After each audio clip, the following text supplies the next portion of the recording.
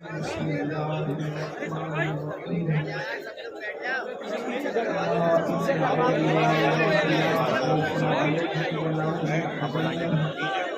الذين آمنوا وكانوا يتقون صدق الله العظيم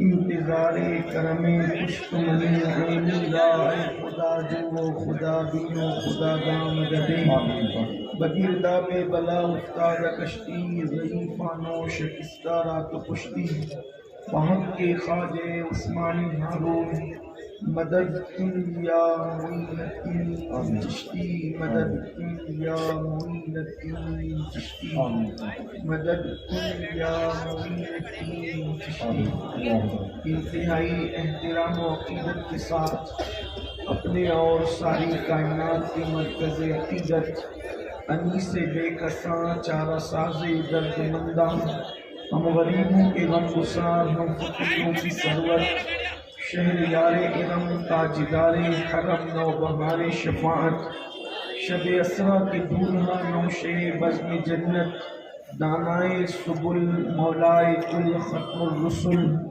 خسرو خوباں سیاح لامکا وجہ کل فقا در اللہ المقنون سر اللہ المخزون عالم ما کانا وما یکون آب و دل انبیاء جانو دل اصفیاء مطلع ہر سعادت مقتع ہر سیادت خلاصہ کائنات فخر موجودات حضور احمد مجتبی محمد مصطفیٰ ارواحنا فدا صلی اللہ تعالی علیہ وآلہ وصحبہ وبارک وسلم کی بارگاہ بے کس پناہ جس طریقے سے پڑھاؤں بلند آواز سے میرے ساتھ مل کر پڑھیں الصلاۃ والسلام علیک یا رسول اللہ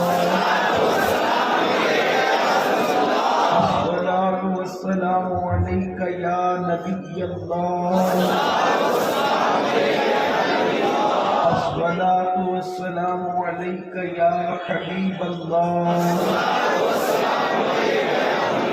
وعلی آلک واصحابک یا نور اللہ صلی اللہ تعالی علیہ وسلم دن لہو میں کھونا تجھے شب صبح تک سونا تجھے شرم نبی خوف خدا یہ بھی نہیں وہ بھی نہیں رزق خدا کھایا کیا فرمان حق ٹالا کیا شکر کرم ترس سزا یہ بھی نہیں وہ بھی نہیں اور ڈر تھا کہ عصیاں کی سزا اب ہوگی یا روز جزا ڈر تھا کہ عصیاں کی سزا اب ہوگی یا روز جزا دی ان کی رحمت میں صدا یہ بھی نہیں وہ بھی نہیں آج کی یہ محفل حضرت میر بادشاہ رحمت اللہ علیہ کے اور سے سراپا قدس کے موقع پر انعقاد پذیر ہے اسی مناسبت سے قرآن مقدس کی اس مشہور و معروف آیہ کریمہ کی تلاوت کی گئی جس میں اللہ تبارک و تعالیٰ نے اپنے ولیوں کی شان بیان فرمایا اللہ تبارک و تعالیٰ ارشاد فرماتا ہے الا ان اولیاء اللہ لا خوف علیہم ولا هم يحزنون الذین آمنوا وکانوا یتقون کہ آگاہ ہو جاؤ جو اللہ کے دوست ہیں نہ ان کو کوئی غم ہے نہ خوف ہے میرے آقا صلی اللہ علیہ وآلہ وسلم کے دیوانوں تھوڑی دیر کے لیے ہم اس واعظ و نصیحت کی محفل میں ہیں آپ مجھے بتائیں اس وقت پوری دنیا کے اندر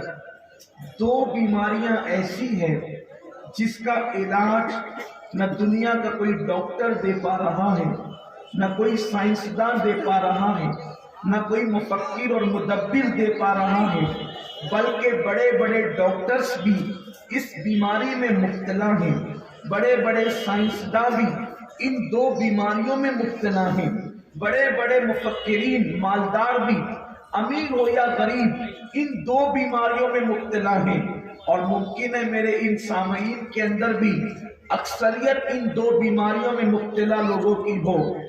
دو بیماریاں کون سی ہیں؟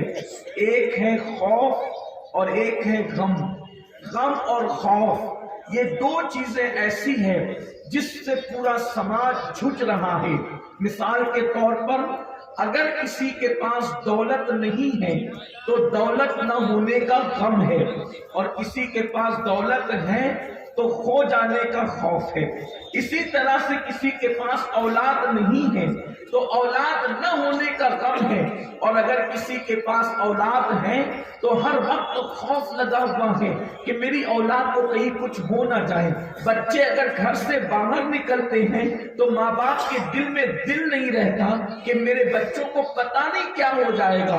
غرض کے خوف نے، اللہ اکبر، جو صحت مند نہیں ہے ان کو غم ہے کہ مجھے صحت اچھی کیوں نہیں، اور جو صحت مند ہے انہیں خوف ہے کہ کہیں کچھ ہو نہ جائے۔ یہ خوف اور غم نے انسان کو بے قرار کر دیا ہے، سکون غارت ہو گیا ہے، سکون چھین گیا ہے، اطمینان غارت ہو گیا ہے۔ انسان نرم نرم گدوں پر بھی کروٹیں بدل رہا ہے، اس کے دل کو چین نہیں، اس کے دل کو سکون نہیں۔ یہ گھر گھر کی کہانی ہے، یہ ہر گھر کی کہانی ہے، یہ ہر انسان کا دکھ ہے۔ ہم لوگ تو سبھی سے ملتے ہیں، امیروں سے بھی ملتے ہیں، غریبوں سے بھی ملتے ہیں، سیاست دانوں سے بھی ملتے ہیں، مالداروں سے بھی ملتے ہیں، اپنوں سے بھی ملتے ہیں، بیگانوں سے بھی ملتے ہیں۔ جس کے پاس جاؤ یہی کہتا ہے، نہ دل کو قرار ہے، نہ دل کو اطمینان ہے، نہ دولت مندوں کے دلوں کو چین، نہ غریبوں کے دلوں کو چین، نہ صحت مندوں کے دلوں کو سکون، نہ بیماروں کے دلوں کو سکون۔ میرے آقا صلی اللہ علیہ وآلہ وسلم کے دیوانوں، خوف اور غم نے انسان کی زندگی کو جہنم کدا بنا رکھا ہے۔ آپ مجھے بتائیں اب ان دو بیماریوں کا علاج کیا ہے؟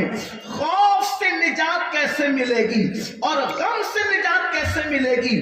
آپ دیکھ لیں، بڑے بڑے مالدار ہو یا بادشاہ خوف زدہ ہیں۔ اللہ اکبر، اگر خوف زدہ نہ ہوتے تو باڈی گارڈ کے درمیان بھی ان کو چین کی نیند کیوں نہیں آتی؟ وہ خوف زدہ اسی لیے تو بے قرار ہے اور ان کو سکون کی نیند نہیں آ رہی ہے۔ اللہ اکبر، خوف کیسے ختم ہوگا اور غموں کا علاج کیسے ہوگا؟ تو آئیے میں آپ کو بتاؤں، ان دو چیزوں کے خاتمے کے لیے دو چیزیں ضروری ہے۔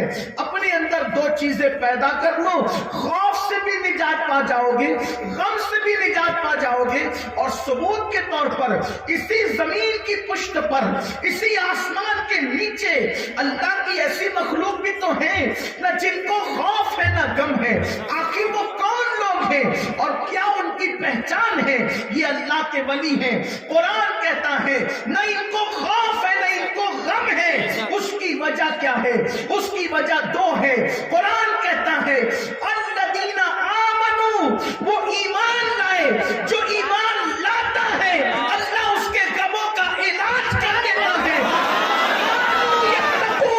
اور جو اللہ سے ڈرتا ہے اللہ اس کا خوف دور کر دیتا ہے۔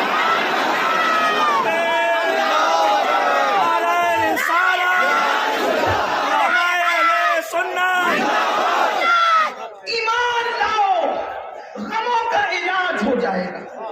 ایمان لاؤ، بڑے سے بڑی مشکل میں بھی آپ سکون سے رہو گے۔ ایمان لاؤ، ایمان۔ آپ کہیں گے یہاں تو سب مومن ہیں، کس ایمان لانے کی بات کرتے ہیں؟ لیکن میں آپ سے پوچھنا چاہتا ہوں، اپنی طبیعت سے ایمان لانے والوں، ایمان کس کو کہتے ہیں اور ایمان کیا ہے؟ اللہ اکبر، اپنی ماں کا بیٹا ہونے پر جتنا یقین ہے، باپ کے بیٹے ہونے کی بات نہیں کر رہا ہوں، اپنی ماں کا بیٹا ہونے پہ جتنا یقین ہے، اس سے زیادہ جب تک اللہ رسول پر یقین نہ ہو جائے اس وقت تک انسان مومن نہیں ہو سکتا۔ اور جب ایسے مومن بنو گے تو غم بھی جائے گا، خوف بھی جائے گا۔ ایک آسان مثال کے ذریعے سے بتاتا ہوں۔ ایک مرتبہ مولا کائنات سیدنا علی کرم اللہ تعالی وجہہ الکریم سے کسی نے پوچھا، علی آپ تو کرتے ہیں, آپ تو ہمیشہ قبر کی فکر کرتے ہیں, آپ تو ہمیشہ موت کے تصور سے تڑپتے ہیں, بے چین اور بے قرار ہوتے ہیں. علی یہ بتاؤ کبھی آپ کو چین کی نیند بھی آئی؟ علی یہ بتاؤ کبھی آپ کو سکون کی نیند بھی آئی؟ مولائے کائنات موت کی اتنی فکر کرتے تھے. اللہ اکبر. آپ فرماتے ہیں میں نے کبھی رات کے شروع حصے کے اندر اپنی بیوی سے ملاقات کی ہی نہیں, اس لیے کہ میں ڈرتا تھا اگر رات کے پہلے حصے میں ملاقات کروں گا اور اگر ناپاکی میں موت آ گئی تو کیا ہوگا. اللہ اکبر. جنابت میں موت آ گئی تو کیا ہوگا. میرے آقا صلی اللہ علیہ وآلہ وسلم کے پیارے دیوانوں, اندازہ فرمائیں وہ علی جن کے لیے اور جن کے خاندان کے لیے آیے تطہیر نازل ہو, وہ جنابت میں دنیا سے جانے سے کتنا ڈرتے ہیں, کتنا خوف کرتے ہیں. اللہ اکبر. موت کا تصور بار بار رہتا, ہر بار رہتا, بار بار رہتا. خیبر کی جنگ میں جو نہ رویا, احد کی جنگ میں نہ رویا, بدر و احد میں جو نہ رویا, لیکن وہ موت کے حوالے سے کہ موت کیسی آئے گی اس سلسلے میں آنسو بہاتے تھے. اور روایتوں میں آتا ہے علی رات کے آخری حصے میں اللہ کی خشیت سے ایسے بلکتے اور تڑپتے تھے جیسے سانپ کا ڈسا ہوا انسان تڑپتا ہے, اور داڑھی پکڑ کے روتے تھے.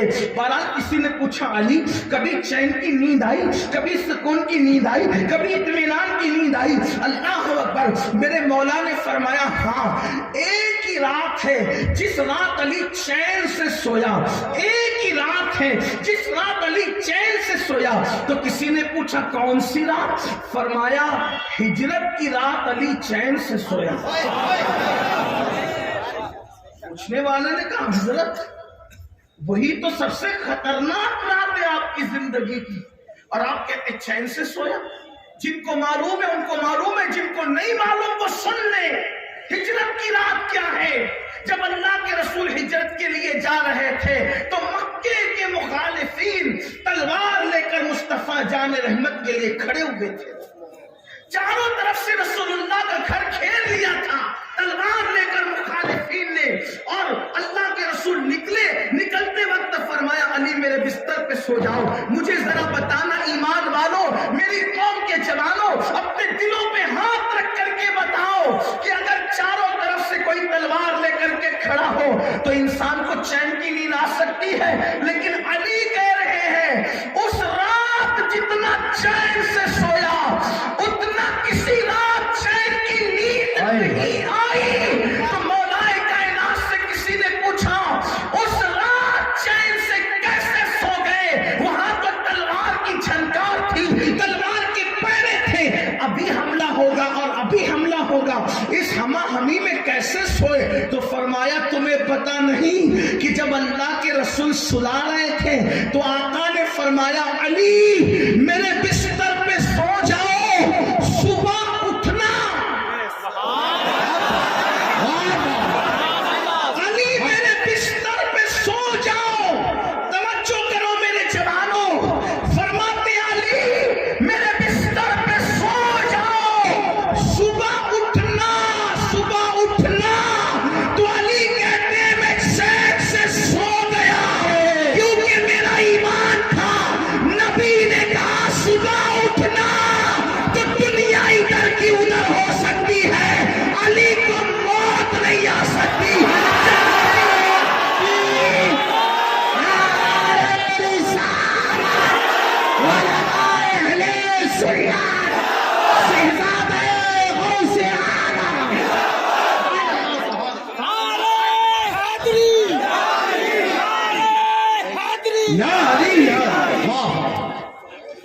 آقا نے فرمایا علی صبح اٹھنا, تو علی صبح اٹھے گا.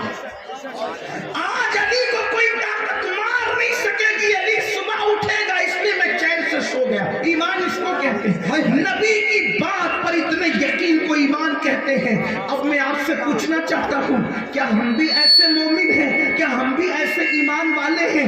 آپ مجھے بتائیں. اللہ اکبر. اب میرے جوانوں ذرا توجہ کرنا, اپنے غموں کا علاج کیوں نہیں ہوتا؟ کیونکہ ہمارے پاس یہ ایمان موجود نہیں ہے, اس طرح کا ایمان موجود نہیں ہے. وجہ آپ آپ دیکھیے اگر ڈاکٹر کہہ دے, توجہ کرنا, اگر ڈاکٹر کہہ دے آپ کو شوگر ہو گئی ہے, مٹھائی چھوڑ دو, یقین کرو مٹھائی چھوڑتے ہو کہ نہیں چھوڑتے؟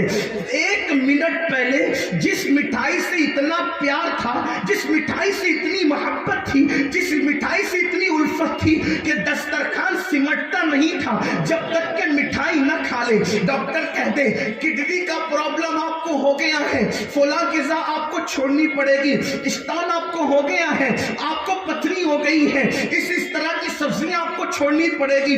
بولو ڈاکٹر کے کہنے پہ چھوڑتے ہو کہ نہیں چھوڑتے؟ مٹھائی چھوڑ دی ڈاکٹر کے کہنے پہ, سبزیاں چھوڑ دی ڈاکٹر کے کہنے پہ, نان ویج چھوڑ دیا ڈاکٹر کے کہنے پہ. آپ مجھے بتاؤ ڈاکٹر کے کہنے پہ کیوں چھوڑا؟ اگر مٹھائی کھاؤ گے شوگر بڑھے گی, دل پہ بھی حملہ ہو سکتا ہے, کڈنی پر بھی حملہ ہو سکتا ہے, جان بھی جا سکتی ہے, شوگر بڑھنے پہ فالج بھی ہو سکتا ہے. مجھے بتاؤ جب ڈاکٹر کے کہنے پر تم نے حلال غذائیں چھوڑی کہ نقصان ہے, اسی لیے چھوڑی نا کہ نقصان ہے, نقصان ہوگا اگر ہم نے غذائیں نہ چھوڑی. اور نادان, ڈاکٹر کے کہنے پر تو نے حلال غذائیں اس لیے چھوڑ دیا تاکہ تیری جان کو نقصان نہ ہو جائے. نبی کے کہنے پر تو نے حرام کام کیوں نہ چھوڑا؟ ڈاکٹر کے کہنے کی بات نہ مانتا تو جان کو نقصان ہوتا, نبی کا کہنا نہیں مانا تو ایمان کو نقصان ہوگا. تو ڈاکٹر کی بات سن کر حلال غذائیں تو چھوڑ سکتا ہے, نبی کی بات سن کر تو نے حرام کام کیوں نہ چھوڑا؟ مجھے بتاؤ, جو قوم ڈاکٹر کی بات سے زیادہ نبی کی بات کو اہمیت نہ دے, اس قوم کو مومن کہلانے کا حق کیا ہے؟ وہ قوم ایمان والی کیسے کہلا سکتی ہے؟ سن لو, جب تک تم اپنے نبی کی بات کو مانتے رہے بیت المقدس پر اسلام کا پرچم لہراتا رہا. جب تک تم نبی کی بات کو مانتے رہے, تمہارے اندر اتنی طاقت تھی کہ تم نے اندلس کے ساحل پہ کشتیاں چلا کر کے کہا یا تو یہاں قبریں بنے گی یا تو یہاں اسلام کا پرچم لہرے. جب تک تم نبی کی بات کو مانتے تھے تمہارے اندر طارق بن زیاد پیدا ہوتا تھا. جب تک تم نبی کی بات کو مانتے تھے تمہارے اندر خالد بن ولید جیسا بدلے جلیل موجود تھا. جب تک تم نبی کی بات کو مانتے تھے کیسر و کسریٰ پر اسلام کا پرچم لہراتا تھا. جب تک تم نبی کی بات کو مانتے تھے ہندوستان میں 700 سال تک تم نے حکومت کی تھی. جب سے تم نے اپنے نبی کی بات ماننا چھوڑ دیا, اللہ اکبر, ذلت تمہارا مقدر بن گئی, رسوائی تمہارا مقدر بن گئی. سن لو, سیاسی لیڈروں کی غلامی تمہیں کبھی ترقی نہیں دلا سکتی, تمہارے اچھے دن کبھی نہیں لا سکتی. اگر اچھے دن چاہتے ہو مدینے والے کو راضی کرو, اللہ تمہیں یہاں بھی اچھے دن عطا کرے گا اور اللہ تمہیں وہاں بھی اچھے دن عطا کرے گا.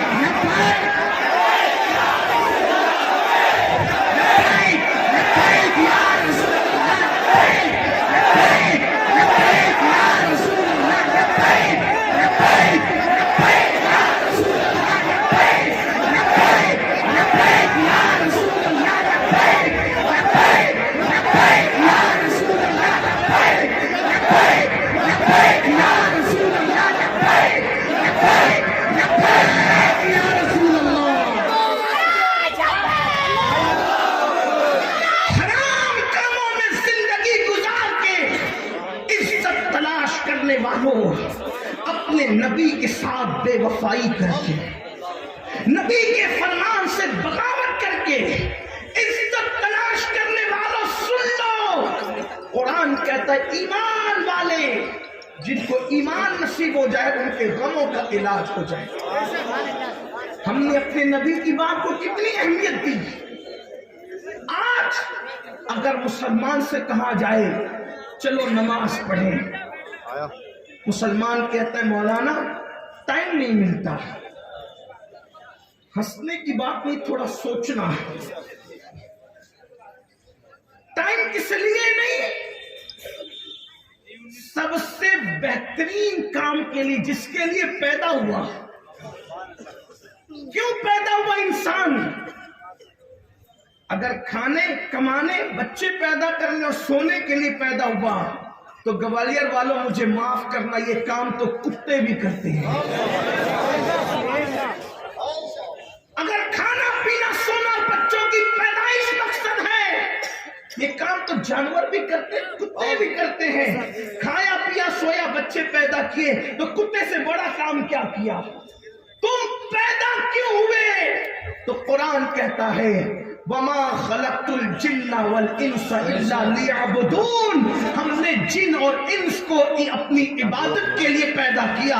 دوسرے مقام پر قرآن کہتا ہے الَّذِي خَلَقَ الْمَوْتَ وَالْحَيَاةَ لِيَبْلُوَكُمْ أَيُّكُمْ أَحْسَنُ عَمَلًا، ہم نے زندگی اور موت کو پیدا کر کے تمہارا امتحان لیا، کون تھوڑی سی زندگی کو پا کر اچھا عمل کرتا ہے۔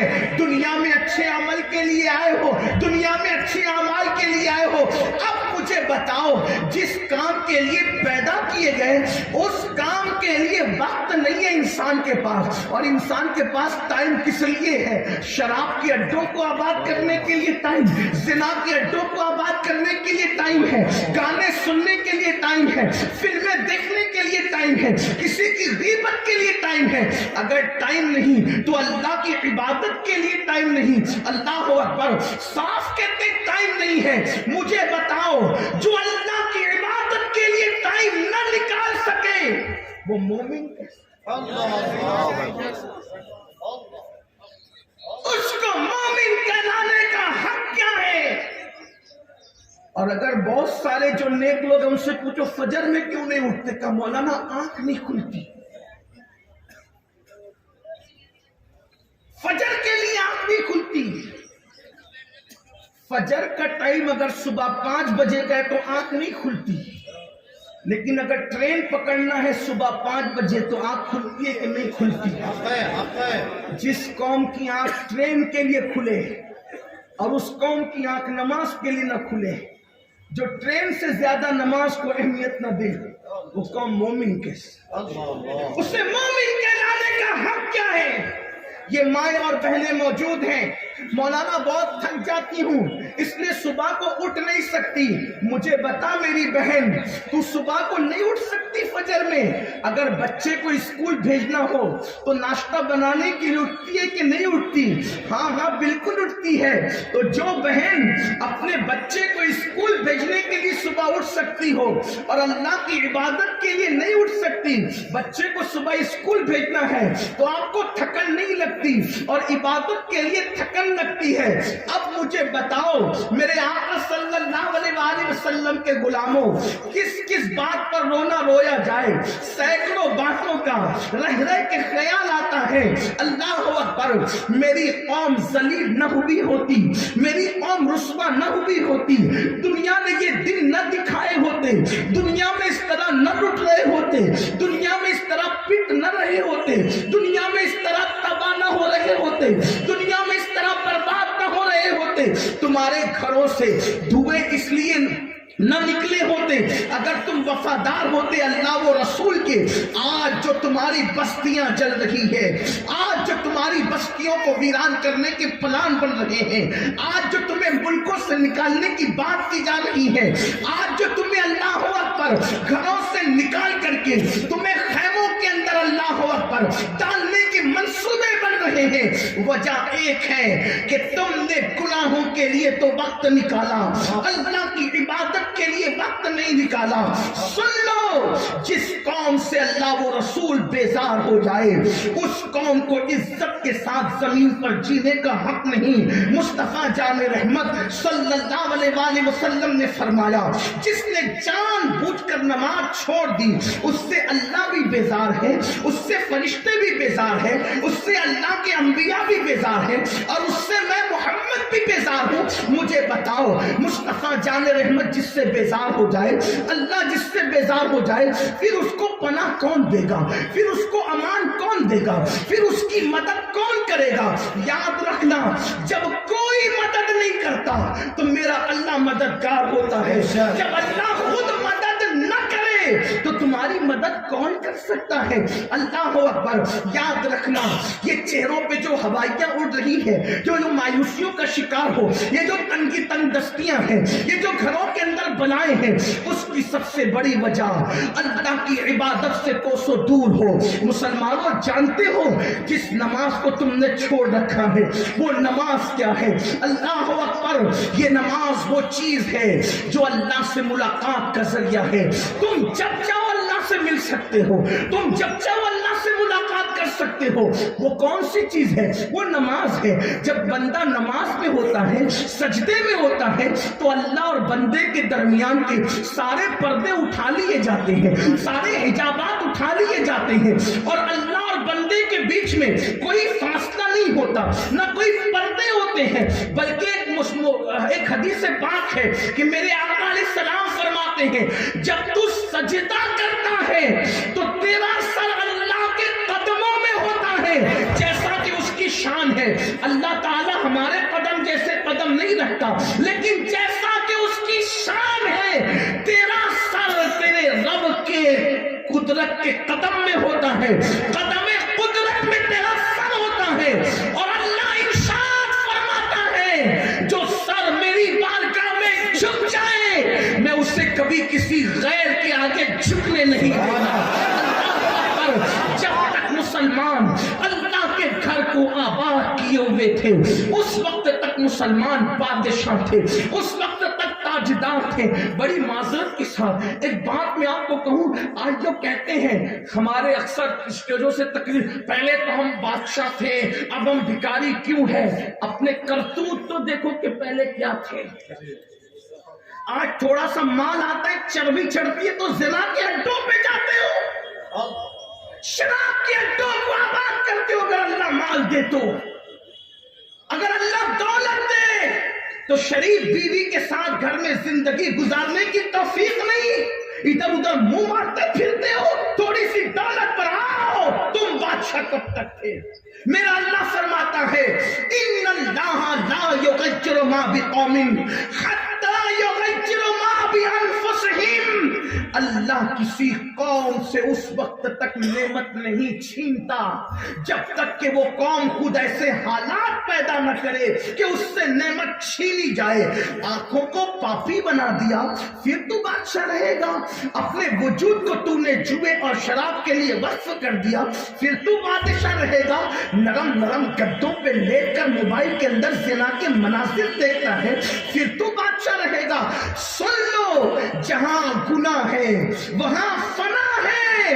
اللہ کے رسول صلی اللہ علیہ وآلہ وسلم فرماتے ہیں اگر کوئی زنا کرے تو اس پر 3 بلائیں دنیا میں پہلے آتی ہے. کیا سمجھتے ہو کہ گناہوں کا حساب کتاب صرف میدان محشر میں ہوگا؟ نہیں، وہاں تو جو ہوگا ہوگا. گناہ کی سزا دنیا سے ملنا شروع ہوتی ہے. اللہ اکبر. اگر مسلمان گناہ نہ کرے کبھی اس کو کاٹا بھی نہیں چکا. آپ سمجھتے کیا ہو؟ میں کوئی خطیب مقرر اور کوئی علم والا آدمی نہیں، میں ایک فقیر آدمی ہوں، لیکن میرے دل کا درد دل سن لو گوالیئر والو. مسلمان اگر گناہ چھوڑ دے تو اس کو ٹھوکر بھی نہیں لگ سکتی. مسلمان اگر گناہ چھوڑ دے تو اس کو کاٹا بھی نہیں چپ سکتا. اور بڑا دعویٰ کرتا ہوں اگر مسلمان گناہ نہ کرے تو اس کے کپڑے بھی میلے نہیں ہوتے. سن لو.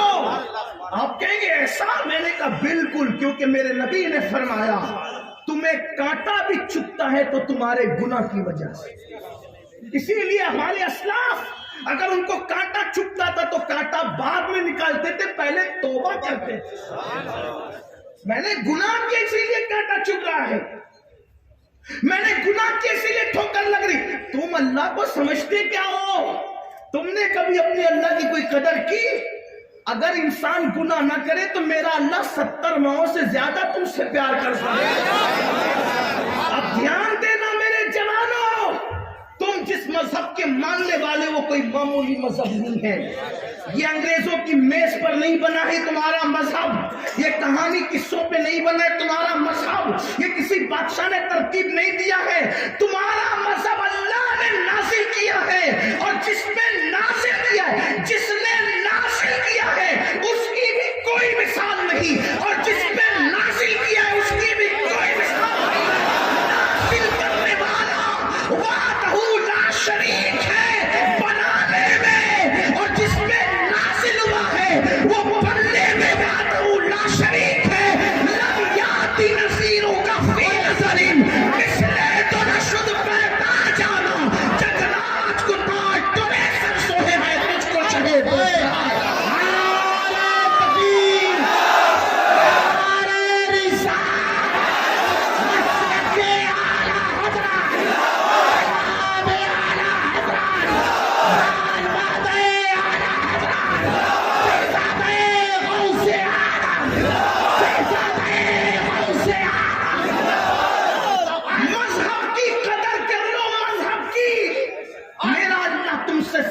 ماہوں سے زیادہ پیار کرتا ہے۔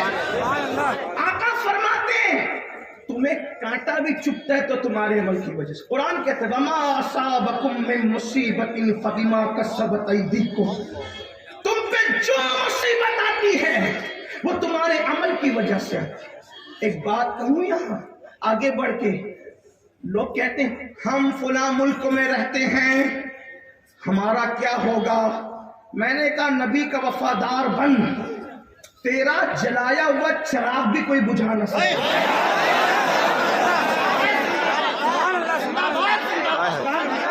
تم کہتے ہو ہمیں دنیا میں خطرہ ہے، یہاں سے نکال دیے جائیں گے وہاں سے نکال دیے گے۔ میں نے کہا نبی کے دامن میں پناہ لینے والوں کو فرشتے بھی ڈھونڈ نہیں سکتے۔ یہ دنیا کے کتے کیا ہے ڈھونڈائی کرے صدر قیامت کے سپاہی، وہ کس کو ملے جو تیرے دامن میں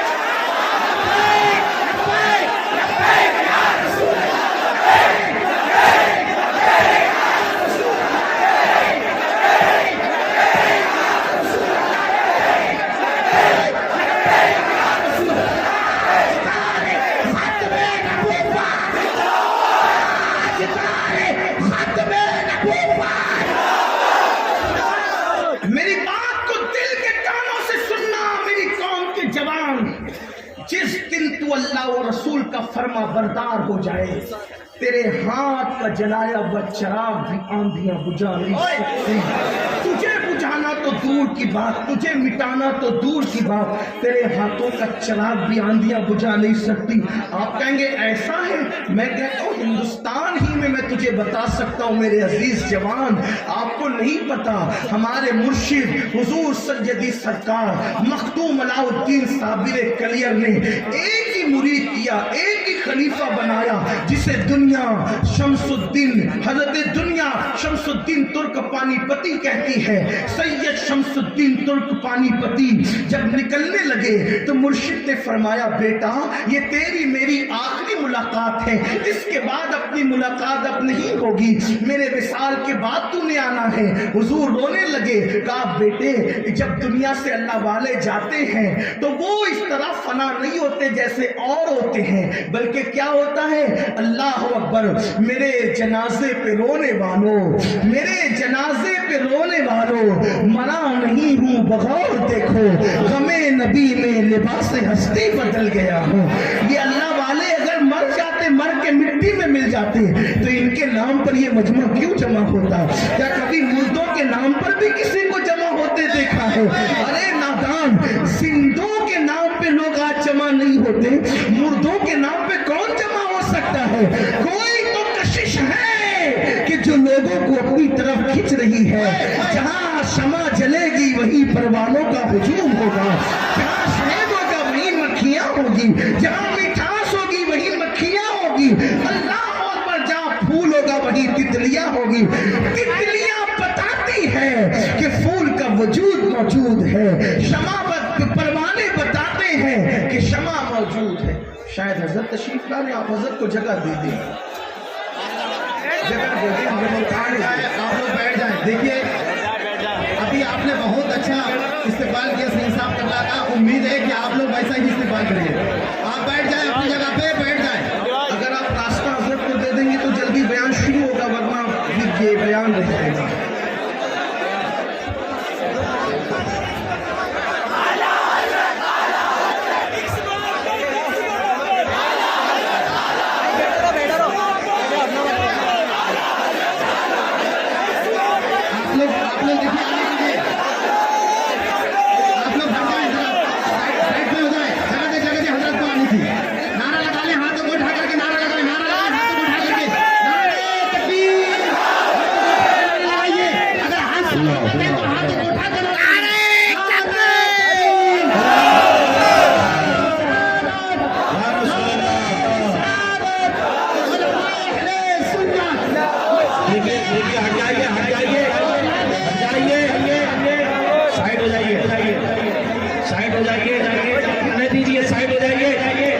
عشق محبت عشق محبت عشق محبت عشق محبت عشق محبت عشق محبت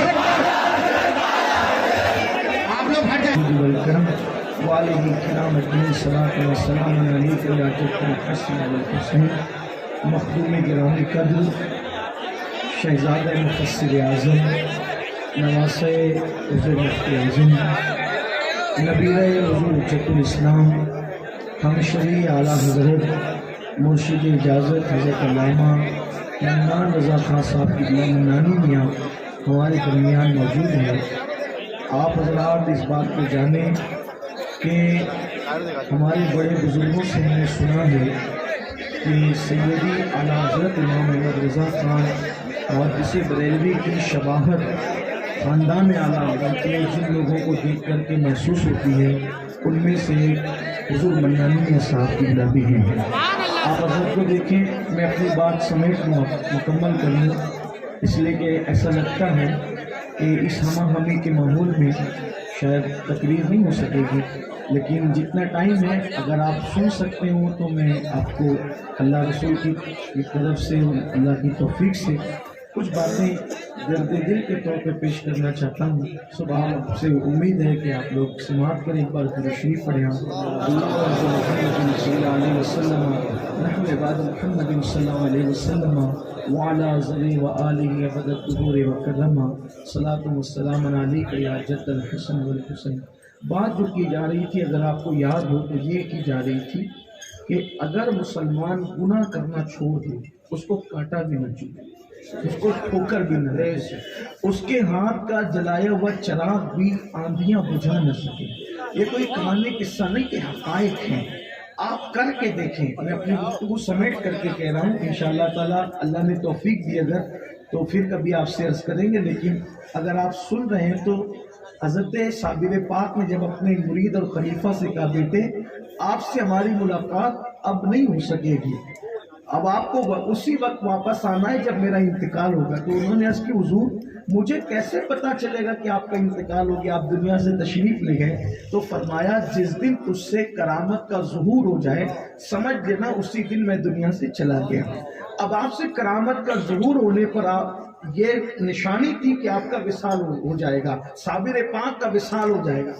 اب حضرت سرکار شمس الدین ترک پانی پتی رحمت اللہ علیہ جا کر کے بادشاہ کی فوج میں بھرتی ہو گئے، بادشاہ کی فوج میں آپ بھرتی ہوئے اور آپ جو ہے وہ مسلسل خدمت پر لگ گئے۔ ایک دن بادشاہ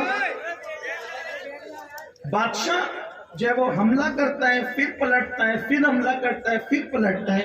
ایک دن بادشاہ نے ہاتھ اٹھا کر کے دعا کی کہ اللہ یہ قلعہ جو ہے وہ فتح نہیں ہو رہا۔ عامر کا قلعہ تاریخ ہندوستان کی، میں اس کی تفصیل میں نہیں جاتا، لیکن بادشاہ نے رات کے آخری پہر میں ہاتھ اٹھائے اور عرض کی مولا یہ قلعہ فتح نہیں ہو رہا ہے، مولا تو میری مدد فرما۔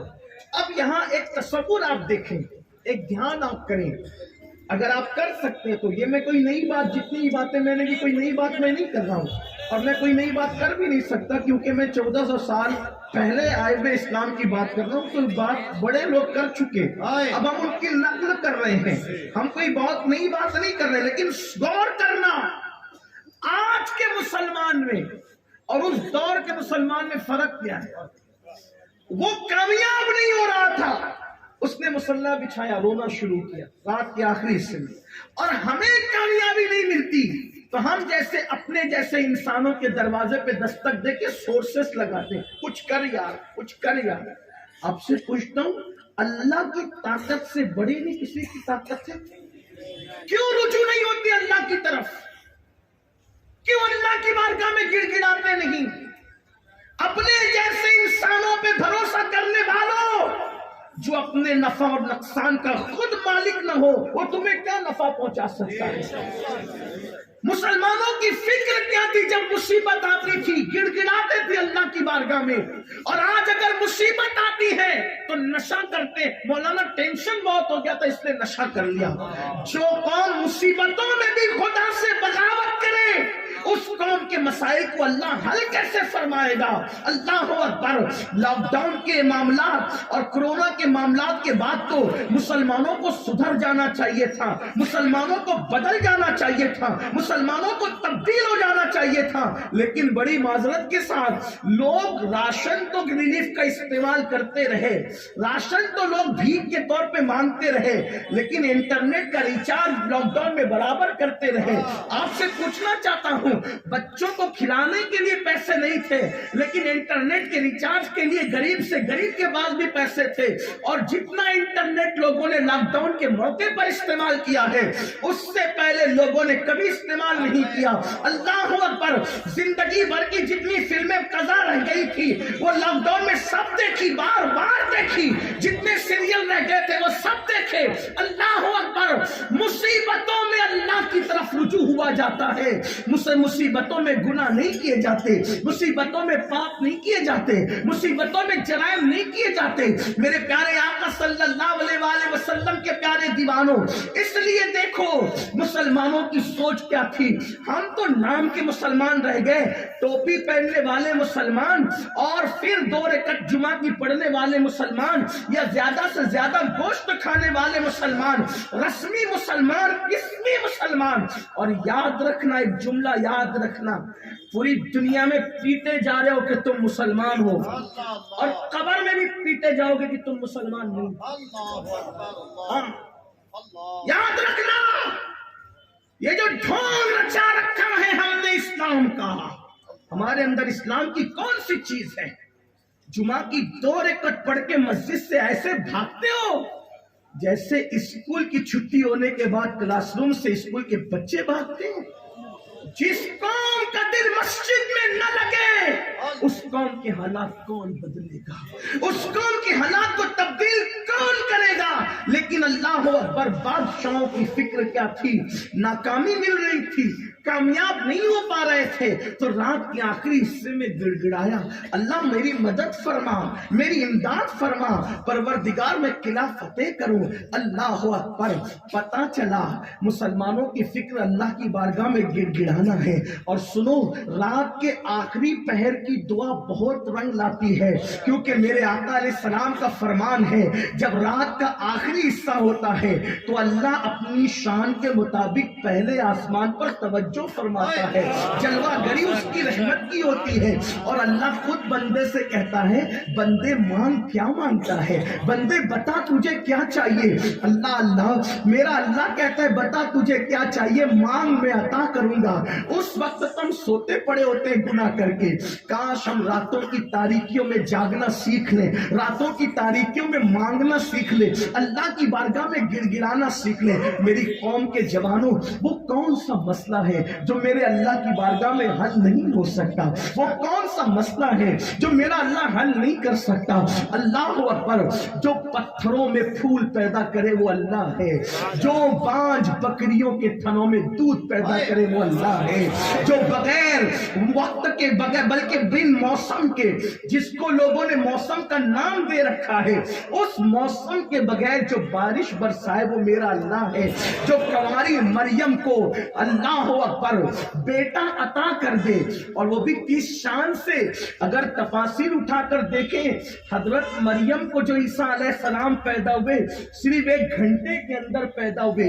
ایک تفسیر کی روایت یہ بھی ہے، حضرت جبریل نے دم کیا، اسی وقت پیٹ میں بچہ آیا، اور 1 گھنٹے کے اندر ہی بچے کی ولادت ہو گئی۔ حالانکہ لوگوں کی عقل میں نہیں آتی یہ بات، ہم لوگ جو ہے قرآن کے ماننے والے ہیں۔ اللہ اکبر۔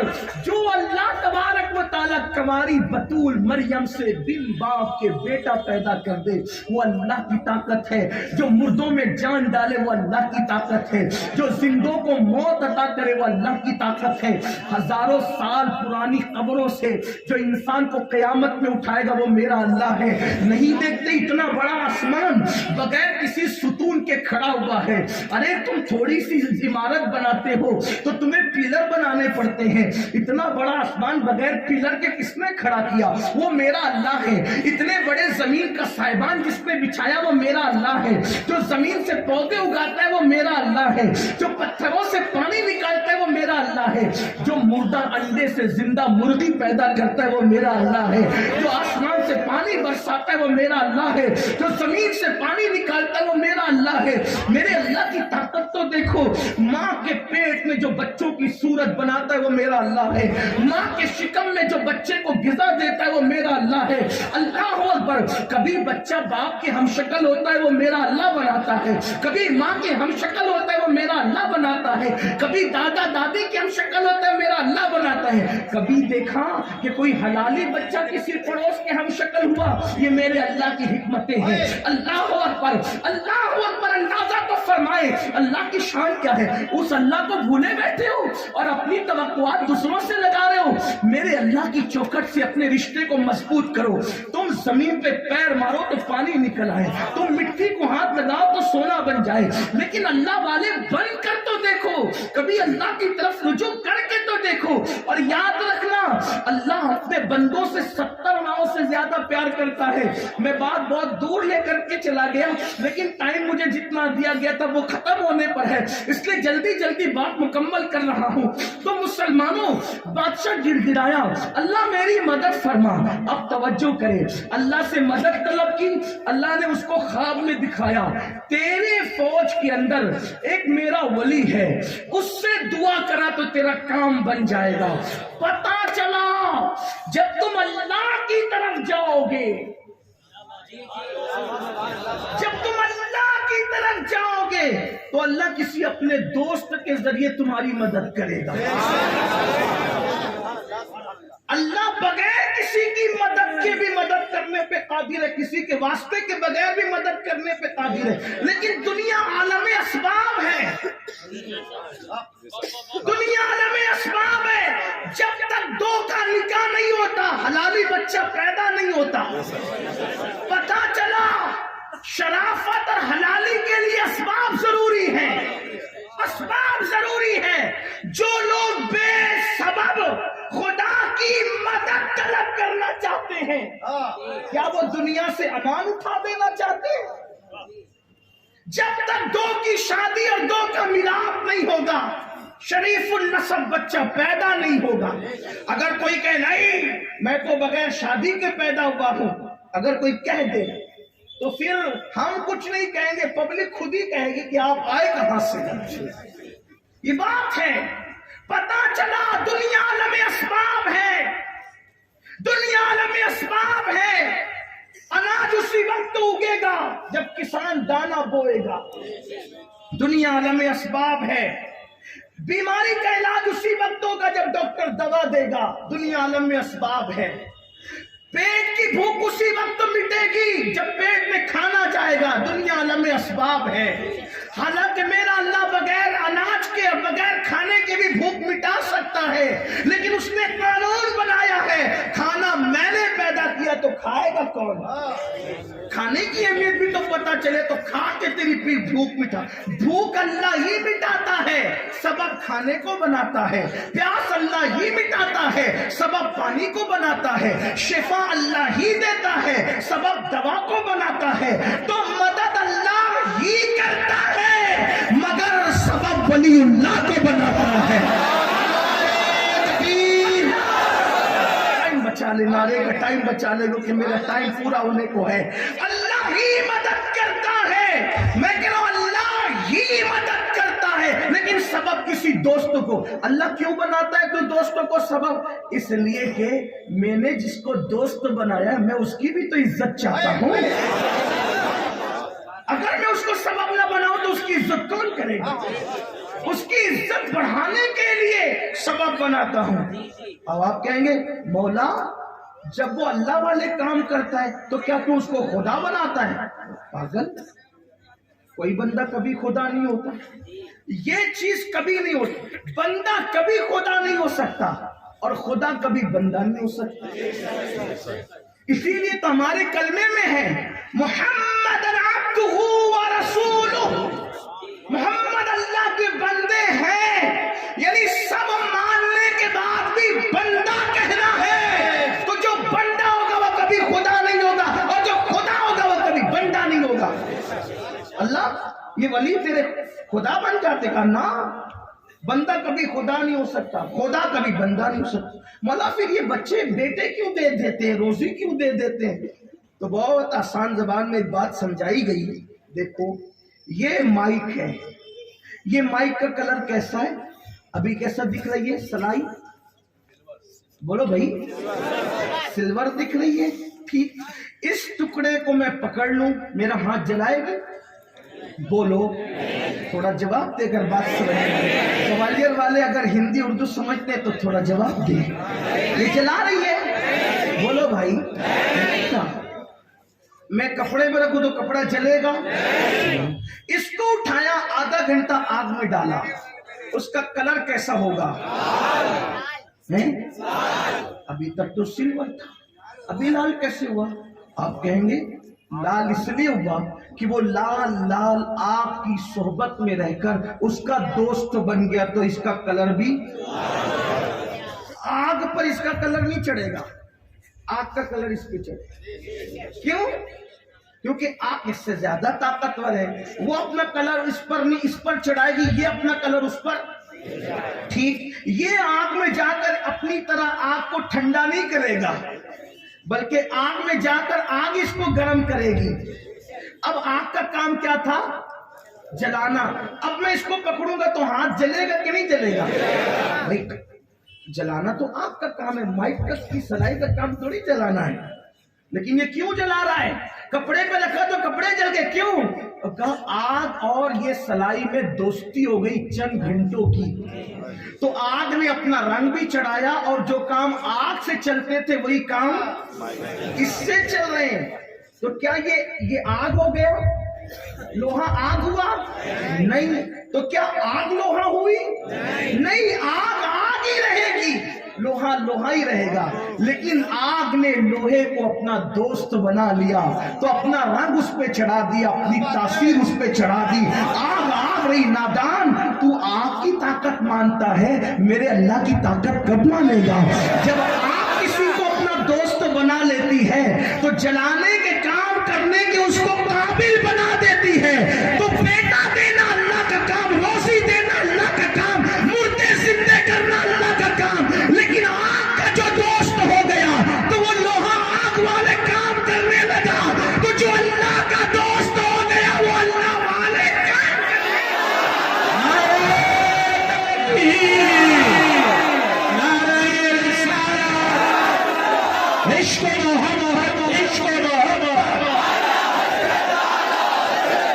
بستی بستی سرینا کر گیا۔ جو خدا کے، ارے پاگل ہے خدا کے، جب نبی کو خدا نہیں کہتے تو ولی کو خدا کیا کہتے ہیں؟ کہہ سکیں گے، اور کیا کہیں گے؟ واللہ ہمارا دین تو اتنا باغیرت ہے کہ ہم نبی کو سب کچھ مانتے ہیں، لیکن حبیب کہہ کے رکتے ہیں، شریک نہیں کہتے۔ کیوں؟ ہم جانتے ہیں شریک کہنے میں کوئی فضیلت ہی نہیں ہے۔ توجہ، نبی کو اللہ کا شریک کہنے میں کوئی فضیلت نہیں ہے، حبیب کہنے میں فضیلت ہے۔ شریک مطلب پارٹنر، اور جو شریک ہوتا ہے برابر برابر ہوتا ہے۔ ہم کہتے ہیں، ہم شریک نہیں کہتے۔ سنیو، بہت محبت کرتے ہو، کیوں نہیں کہتے؟ میں نے کہا فائدہ ہی جو نہیں۔ کیا فائدہ نہیں؟ میں نے کہا شریک ہونے میں نقصان، حبیب ہونے میں فائدہ، اس لیے ہم شریک نہیں مانتے۔ پاگل ہے، اپنے نبی کی شان گھٹائیں گے؟ شریک ماننا شان گھٹانا ہے۔ لوگ کہتے ہیں سنی نبی کو اتنا بڑھا دیتے کہ اللہ کا شریک کہتے ہیں۔ میں نے کہا تجھے عقل ہی نہیں ہے۔ ہم نبی کی شان بڑھانے والی بات کرتے، گھٹانے والی نہیں۔ شریک مانیں گے تو شان گھٹے گی، دونوں نقصان، نبی کی شان گھٹے گی اور اپنا ایمان جائے گا۔ اس لیے ہم شریک نہیں مانتے، ہم حبیب مانتے۔ حبیب ماننے میں کیا ہے؟ نبی کی شان بھی بڑھتی ہے، اپنا ایمان بھی مضبوط ہے۔ کیا فلسفہ ہے شریک و حبیب کا؟ دیکھو، شریک اردو، شریک عربی، اور انگلش میں کہہ دے اس کو پارٹنر، کی پارٹنر۔ اب ایک ہوتا ہے پارٹنر اور ایک ہوتا ہے محبوب۔ فرق، پارٹنر سے جب حساب ہوتا ہے 1 روپے میں بھی جھگڑا ہوتا ہے۔ 1 روپے کہاں گیا بتا؟ یہ 10 روپے کہاں خرچہ کیا بتا. ٹھیک, کبھی کبھی اسے پارٹنرشپ ٹوٹ جاتی ہے, صحیح ہے. 10 روپے پارٹنر سے لڑ رہا تھا, بچہ بھاگتے آیا, ابو ایپل کا جب وہ نیا موبائل آیا, کون سا ہے, 13 آ گیا, کتنے میں, اتنے, جا لے لے. دامن پکڑو, ارے بھائی 10 روپے کے لیے لڑ رہا تھا, ادھر 1 لاکھ روپیہ دے دیا, تو کہے گا پاگل ہے. یہ شریک ہے جس سے 10 روپے کا حساب ہوتا ہے, اور وہ ہے حبیب, وہاں حساب نہیں ہوتا. وہ کہتے شریک کرتے, میں کہا پاگل ہے کیا ہوں, ایمان تو ہم سے سیکھو نا, ہم سنیوں سے سیکھو, ولیوں کے غلاموں سے سیکھو. ہم پارٹنر نہیں کہتے, بفرض محال, صرف سمجھانے کے لیے کہہ رہا ہوں. اگر نبی اللہ کے پارٹنر ہوتے تو چاند بنایا اللہ نے, توڑا محمد الرسول اللہ نے, تو پارٹنر ہوتے تو کیا بات ہوتی, میں نے بنایا تو نے توڑا کیوں, ہے نا, میں نے بنایا تو نے توڑا کیوں, میں نے ڈبایا تو نے نکالا کیوں, جابر کے بچوں کو میں نے مارا تو نے زندہ کیوں کیا, کیونکہ پارٹنر میں یہ حساب کتاب ہوتا ہے. لیکن وہ شریک نہیں ہے, حبیب ہے, تو اللہ نے بنایا, محمد نے توڑا, روح فدا, تو اللہ نہیں کہتا تو نے توڑا کیوں, کیونکہ حبیب ہے.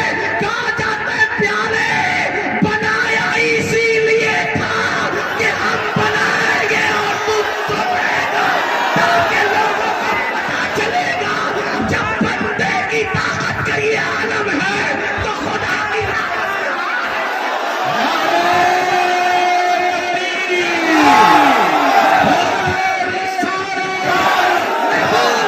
ڈبایا ہم نے, نکال تو, ہم نہ کہیں گے ہم نے ڈبایا تو نے نکالا کیوں, اس لیے کہ ڈبایا اس لیے تھا کہ ہم ڈبائیں گے تو نکالے گا, کیونکہ محب اور محبوب میں تیرا میرا نہیں ہوتا.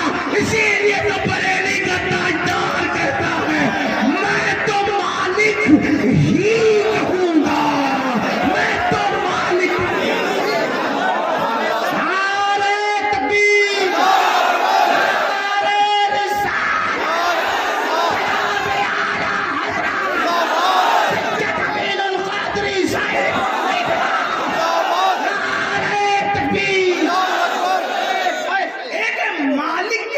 مالک نہ, ہم مالک نہیں کہتے, مالک ہی, مالک نہیں, مالک ہی.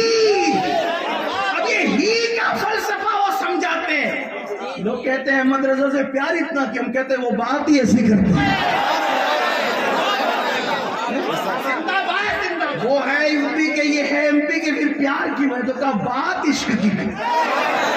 اور ہم یو پی ایم پی حبشہ عرب نہیں دیکھتے, نبی کا جو غلام ہے ہمارا وہ امام ہے. ارے حبشی کو پیار ہو جائے تو وہ بلال بھی امام بنے, اور فاروق اعظم کے یا سیدنا بلال, رنگ نہیں دیکھا عشق مصطفیٰ سے, فاروق اعظم کہتے یا سیدنا بلال. تو ہم نے عربی عجمی نہیں دیکھنا, کالا گورا نہیں دیکھنا, نسب حسب نہیں دیکھنا, نبی کا جو غلام ہے ہمارا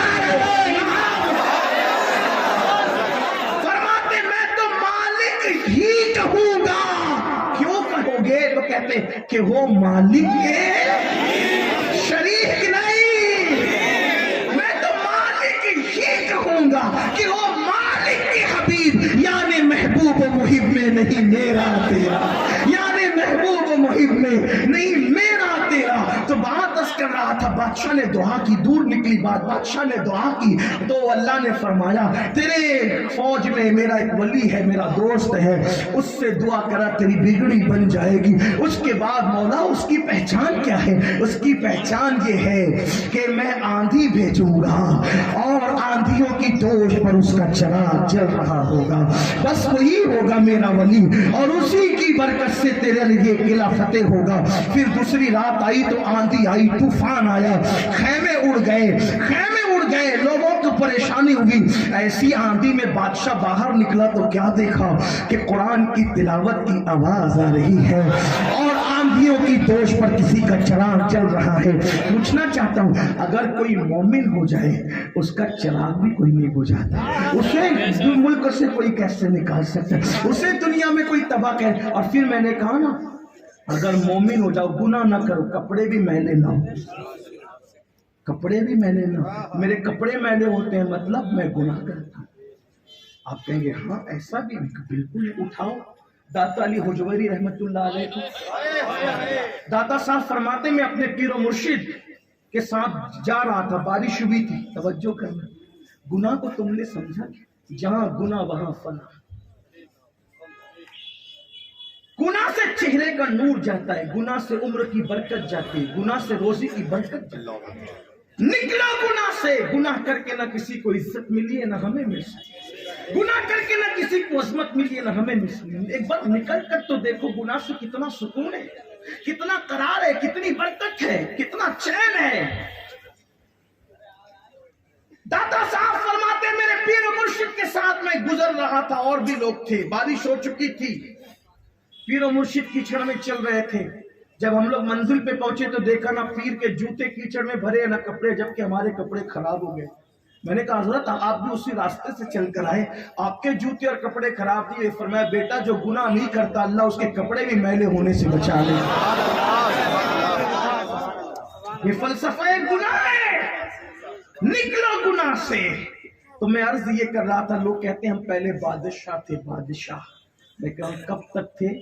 बादशाह होकर भी तुम्हारी तहज्जुद नहीं छूटती थी, बादशाह होकर भी तुम किसी पे पाप की नजर नहीं डालते थे। पता है ना, वो जो दो बातें अर्ज करने चला था, वही बातें अर्ज करके बात मुकम्मल होती है कि जब ख्वाजा कुतुबुद्दीन बख्तियार काकी दुनिया से जाने लगे तो आपने फरमाया मेरी नमाज जनाजा वही पढ़ाएगा जिसमें ये शर्त होगी, नंबर 1 उसकी कभी तकबीर उला पहली तकबीर ना फौत हुई हो, नमाज में वो जमात का इतना पाबंद हो कि पहली तकबीर भी ना छूटी हो। नंबर 2 उसकी तहज्जुद फौत ना हुई हो। नंबर 3 किसी नामहरम औरत को उसने कभी जानबूझकर नहीं देखा हो। जिसमें ये शर्तें होगी वही मेरी नमाज पढ़ाएगा, नमाज जनाजा वही पढ़ाएगा। अब बाबा कुतुब तो विसाल फरमा गए, विसाल के बाद जनाजा रखा है, लोग सोचते हैं कौन पढ़ाएगा। तो आपको पता है किसने आगे बढ़ा? दिल्ली का बादशाह सुल्तान शमसुद्दीन अल्तमश। आज हमारा कोई कारपोरेटर है ऐसा जो नमाज जनाजा पढ़ा सके? आज हमारा कोई एमएलए है ऐसा जो नमाज जनाजा पढ़ा सके? कोई आईएएस ऑफिसर है हमारा ऐसा कि जो सही कलमा पढ़ सके? कितने हैं? अभी आप ही के इंदौर का एक शख्स बहुत पढ़ा लिखा, टीवी के शो में गया, एक सवाल पूछा गया, मैं उसका नाम नहीं लूंगा, कितनी चली वो क्लिप, 4 लोगों में कौन नबी नहीं है, किसका नाम लिया जा रहा है? मूसा अलैहिस्सलाम। यानी कौन नबी नहीं पता। हम इंग्लिश मीडियम में पढ़ा रहे हैं। मैंने कहा बिल्कुल पढ़ाओ, इंग्लिश मीडियम में पढ़ाने से मना किसने किया? स्कूल पढ़ाओ, कॉलेज पढ़ाओ, इंजीनियरिंग पढ़ाओ, सब पढ़ाओ। हमारा मजहब कोई दकियानुसियत थोड़ी है, हमारा मजहब तो कहता है सब पढ़ाओ, हयात लेके चलो, कायनात लेके चलो, चलो तो सारे जमाने को साथ लेके चलो। अगर वक्त होता तो मैं आपको बताता कि जितने साइंस के जितनी थ्योरीज है ना, उसमें सबसे बड़ा रोल अगर किसी ने अदा किया तो वो अल्लाह के औलिया है। एक बात बताता हूँ, मौलाना करूँ मैं बात? हाँ देखो, साइंस का एक जाब्ता है साइंस का कि आवाज की लहरें हवा के दोष पर सफर करती। क्या है? आवाज की लहरें हवा के दो, ये साइंस में हमें पढ़ाया जाता है, एक जाब्ता है। इसीलिए अगर आप कांच में हैं और बात करें तो सुनाई नहीं देगी, या बात करने वाला बाहर है आप कांच के अंदर है तो भी सुनाई नहीं देगी। क्यों? क्योंकि कांच के अंदर से हवा, जब हवा नहीं आएगी तो होठ हिलते नजर आएंगे लेकिन आवाज सुनाई। इसीलिए कोई चांद पर भी जाएगा तो उसकी आवाज सुनाई नहीं देगी, क्योंकि आवाज के लिए हवा का होना जरूरी है। आवाज की लहरें हमेशा हवा के दोष में सफर करती है, ज़ाब्ता है साइंस का। ठीक, सबसे पहले इसको किसने ओपन किया? मेरा चैलेंज है, बताओ किसने ओपन किया?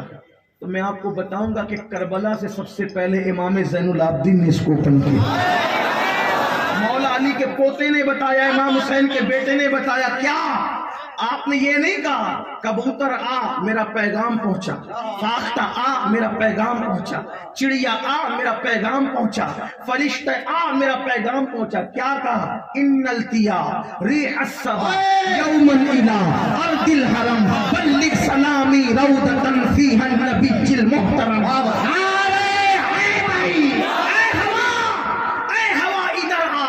اگر تیرا گزر مدینے کی طرف ہو تو میرے نانا کو میرا سلام پہنچا. آواز کی لہریں کس کے دوش میں سفر کر کے جائے گی؟ یہ تاجدار کربلا کے بیٹے امام زین العابدین نے بتایا. کتنے ضابطے پڑھے جائیں، کتنے ضابطے پڑھے جائیں. لوگ کہتے ہیں جیومیٹری نہ پڑھے. میں نے کہا بس تم مسلمان بنو، کچھ بھی پڑھو.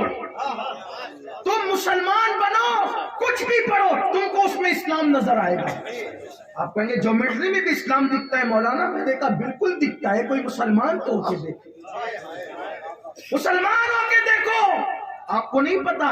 دیکھو یہ علم جیومیٹری ہے. جیومیٹری کا ایک اصول ہے. سرکل کیسے بنتا ہے، دائرہ کیسے بنتا ہے. پرکار رکھو، بیچ میں پینسل رکھو، نقطے نقطے نقطے نقطے کو ملانے سے کیا بنتا ہے؟ بولو بھائی. میں کوئی غلط ضابطہ تو نہیں بیان کر رہا ہوں. اگر ایسا ہو کہ مہاراشٹر اور ایم پی میں پڑھائی الگ الگ ہوتی ہے جغرافی کی، تو بھائی جیومیٹری کا قاعدہ تو یہ نا، سرکل کیسے بنتا ہے؟ نقطوں کو جوڑنے سے، ہے نا. یہ جو اب آپ کہیں گے یہ جیومیٹری میں نبی کیا، یہ اسلام کیا نظر آئے گا، نبی کیا نظر آئے گا. میں نے کہا اگر امام احمد رضا کی آنکھ سے دیکھ تو اس میں بھی تجھے اسلام ہے. ایک سوال کیا لوگوں نے کہ نبی آئے کہاں سے تھے، گئے کہاں، اور نبی اول ہے تو آخر کیسے، اور آخر ہے تو اول کیسے. میرے امام نے اس کو جیومیٹری سے سمجھایا. کیا بات ہے. مطلب تم مسلمان ہو جاؤ، تمہیں ہر علم میں نبی نظر آئے گا، ہر علم میں خدا کا جلوہ نظر آئے گا، ہر علم میں اولیاء کا جلوہ نظر آئے گا. وہ کیسے؟ میں نے کہا پہلا سوال نبی آئے کہاں سے تھے، گئے کہاں. اس کے بعد پھر نبی اول تو آخر کیسے، اول آخر تو اول کیسے. بھائی جو اول ہوگا وہ آخر نہیں ہو سکتا، جو آخر ہوگا وہ اول نہیں ہو سکتا. حضرت آخری میں اسٹیج پر آئے تو یہ اول تو نہیں ہو سکتے نا. اور اول اگر کوئی آ گیا تو وہ آخری نہیں ہو سکتا. جو اول ہوگا وہ آخری نہیں، جو آخری ہوگا اول نہیں. یہ تمہارا ضابطہ ہے. لیکن اب میرے امام جیومیٹری کے قاعدے سے نبی کی عظمت بتا رہے. کہتے ہیں کمال امکان کے جھوٹے نقطوں، تم اول آخر کے پھیر میں ہو. محیط کی چال سے تو پوچھو کدھر سے آئے کدھر گئے. جو جیومیٹری میں نبی کی ذات بیان کرے اسے امام احمد رضا کا. جھوٹے نقطوں، تم اول آخر کے پھیر میں ہو. محیط کہتے دائرے کو، محیط کی چال سے تو پوچھو کدھر سے آئے کدھر سے آئے. دیکھو جہاں سے شروعات ہوتی ہے دائرے کی، اسی نقطے پہ ختم بھی ہوتا ہے نا دائرہ. تو کدھر سے آئے کدھر گئے تھے، تو کدھر سے آئے کدھر گئے تھے. تو دوسرے مقام پہ کہتے ہیں وہی ہے اول، وہی ہے آخر، وہی ہے ظاہر، اسی کے جلوے، اسی سے ملنے، اسی سے اس کی طرف. تھوڑا ٹائم بچا ہے، مفتی صاحب کا خیال ہے مجھے. تو عرض یہ کر رہا تھا جیومیٹری پڑھاؤ، الجبرا پڑھاؤ، سائنس پڑھاؤ. یہ فیثاغورس کا جو اصول پڑھتے ہو، یہ فیثاغورس کس کا دادا ہے؟ فیثاغورس حضرت سلیمان علیہ السلام کے غلاموں میں سے ہے. اور کس کس کی بات کریں؟ انگلش پڑھاؤ، دنیا کے سارے علوم پڑھاؤ، لیکن پہلے اپنے بچے کو مسلمان بناؤ. کیسا مسلمان؟ ایسا مسلمان 11 مہینے تک اکھنڈ بھارت کا بادشاہ، 11 مہینے تک اکھنڈ بھارت کا بادشاہ پورے ملک پہ حکومت کرتا ہے. اور جب رمضان شریف کا چاند نظر آتا ہے تو وہی بادشاہ دلی کی جامع مسجد میں کھڑا ہو کے لوگوں کو تراویح سناتا ہے. وہ دن لاؤ گوالیر والوں، تاریخی شہر میں رہنے والوں، وہ دن لاؤ. تمہیں محنت کرنی ہوگی علم پر، تمہیں محنت کرنی ہوگی علم پر. وہ دن لاؤ. آپ کہیں گے وہ کون سا بادشاہ تھا جو اکھنڈ بھارت پر 11 مہینے حکومت کرتا اور رمضان شریف میں دلی کی جامع مسجد میں خود تراویح پڑھاتا؟ اسی بادشاہ کو دنیا محی الدین سلطان اورنگزیب عالمگیر کے نام سے جانتی ہے. جب بادشاہ ہندوستان کا تراویح پڑھا سکتا ہے تو آئیے ऑफिसर क्यों तरावी नहीं पढ़ा सकता, IPS ऑफिसर क्यों तरावी नहीं पढ़ा सकता, डॉक्टर क्यों तरावी नहीं पढ़ा सकता, इंजीनियर क्यों तरावी नहीं पढ़ा सकता? आपको पता है यही हिंदुस्तान में हमारी खूबसूरत तारीख है। आज से 200 साल पहले हिंदुस्तान की अदालत में जो जज ज़ोहर की नमाज से पहले फैसले करता था, अज़ान ज़ोहर सुनने के बाद मुसल्ले इमामत पे नमाज पढ़ाता था, हिंदुस्तान का चीफ जस्टिस मस्जिद में नमाज पढ़ाता था, उसी चीफ जस्टिस को दुनिया हज़रत अल्लामा फज़ल खैराबादी के नाम से जानती। ये आपकी तारीख है। मुसलमान बनो, अपने बच्चों को डॉक्टर बनाओ, टीचर बनाओ, इंजीनियर बनाओ, सब कुछ बनाओ। मैंने कहा, मौलाना से भी कहा, जलसे जुलूस पे बहुत खर्चा कर लिया, तालीम पे खर्चा करो। बड़ी माजरत के साथ ग्वालियर के मुसलमानों, हिंदुस्तान में अगर चैलेंजेस का मुकाबला करना है, तालीम की तरफ बढ़ने के सिवा कोई चारा नहीं है। अपनी स्कूलें खोलो, अपनी कॉलेजेस खोलो, अपनी यूनिवर्सिटियां खोलो। मगर मुझे अफसोस है, लोग कहते हैं मुसलमानों के पास पैसा नहीं है। मैं कहता हूँ जितना अल्लाह ने मुसलमानों को दिया उतना किसी के पास नहीं, और देने का जज्बा जितना मुसलमानों के पास है उतना किसी के पास। लेकिन तुम्हारे पैसे कहाँ खर्चा हो रहे? अगरबत्तियों पे खर्चे, लोबान पे खर्चा हो रहा है। ये इतने बड़े बड़े मोटे मोटे ये जो है, ये हंसने की बात नहीं। इससे मन्नानी मियाँ के मर्तबे में क्या इजाफा किया आपने? इससे अमीनुल कादरी के मर्तबे में क्या इजाफा किया आपने? ये 1000 से कम का नहीं होगा। मुसलमानों की मेहनत की कमाई को आधे मिनट के लिए ये खर्चा करते जलसे वाले। जिस कौम की बेटियां सिग्नलों पे भीख मांग रही हो बुर्का पहनकर, उस कौम के पीरों फकीरों को और खतीबों को और उलमा को जेब देता है कि आधे मिनट के लिए 1000 का हार पहनकर गले से उतार दे, और पहनाने वालों को शर्म नहीं आती? कौम का पैसा इतना जाया कर रहे हो। यही 1000 रुपए बचा लिए जाते तो ग्वालियर के किसी यतीम बच्चे की स्कूल की फीस भरी जाती। फूल ही देना है ना, फूल ही देना है। एक गुलाब दे दो या हल्का सा हार, एक काफी है, एक। मैं इसको आधे घंटे तक थोड़ी पहन के बैठूंगा, या मियाँ साहब थोड़ी पहन के बैठ सकेंगे। कोई शादी करने आए यहाँ जो घंटों बैठेंगे पहन करके? जब पहनना ही आधा मिनट है। मुझे माफ करना ग्वालियर वालों, अंदर से दिल जला हुआ आदमी कभी जो है वो इस तरह के फूलों को, आपको क्या पता है, मैं ओपन करूं ना बातें तो अपनी और अपनी होठ और अपने दांत है। तुम्हें पता है सबसे ज्यादा पूरी दुनिया में अगर किसी की बेटियां लॉजों में किराए पे दी जाती है तो मुसलमानों की। तो शर्म नहीं आती? और ये क्यों हो रहा है? गुर्बत की वजह से। ये बातें कहने की हिम्मत नहीं है, लोग उसका गलत मतलब लेते हैं। मुसलमानों की बेटियां दूसरों का हाथ पकड़कर गुर्बत की वजह से भाग रही है, और हम लाखों रुपए किन चीजों पे खर्चा कर रहे हैं? क़यामत के दिन अल्लाह हमसे नहीं पूछेगा।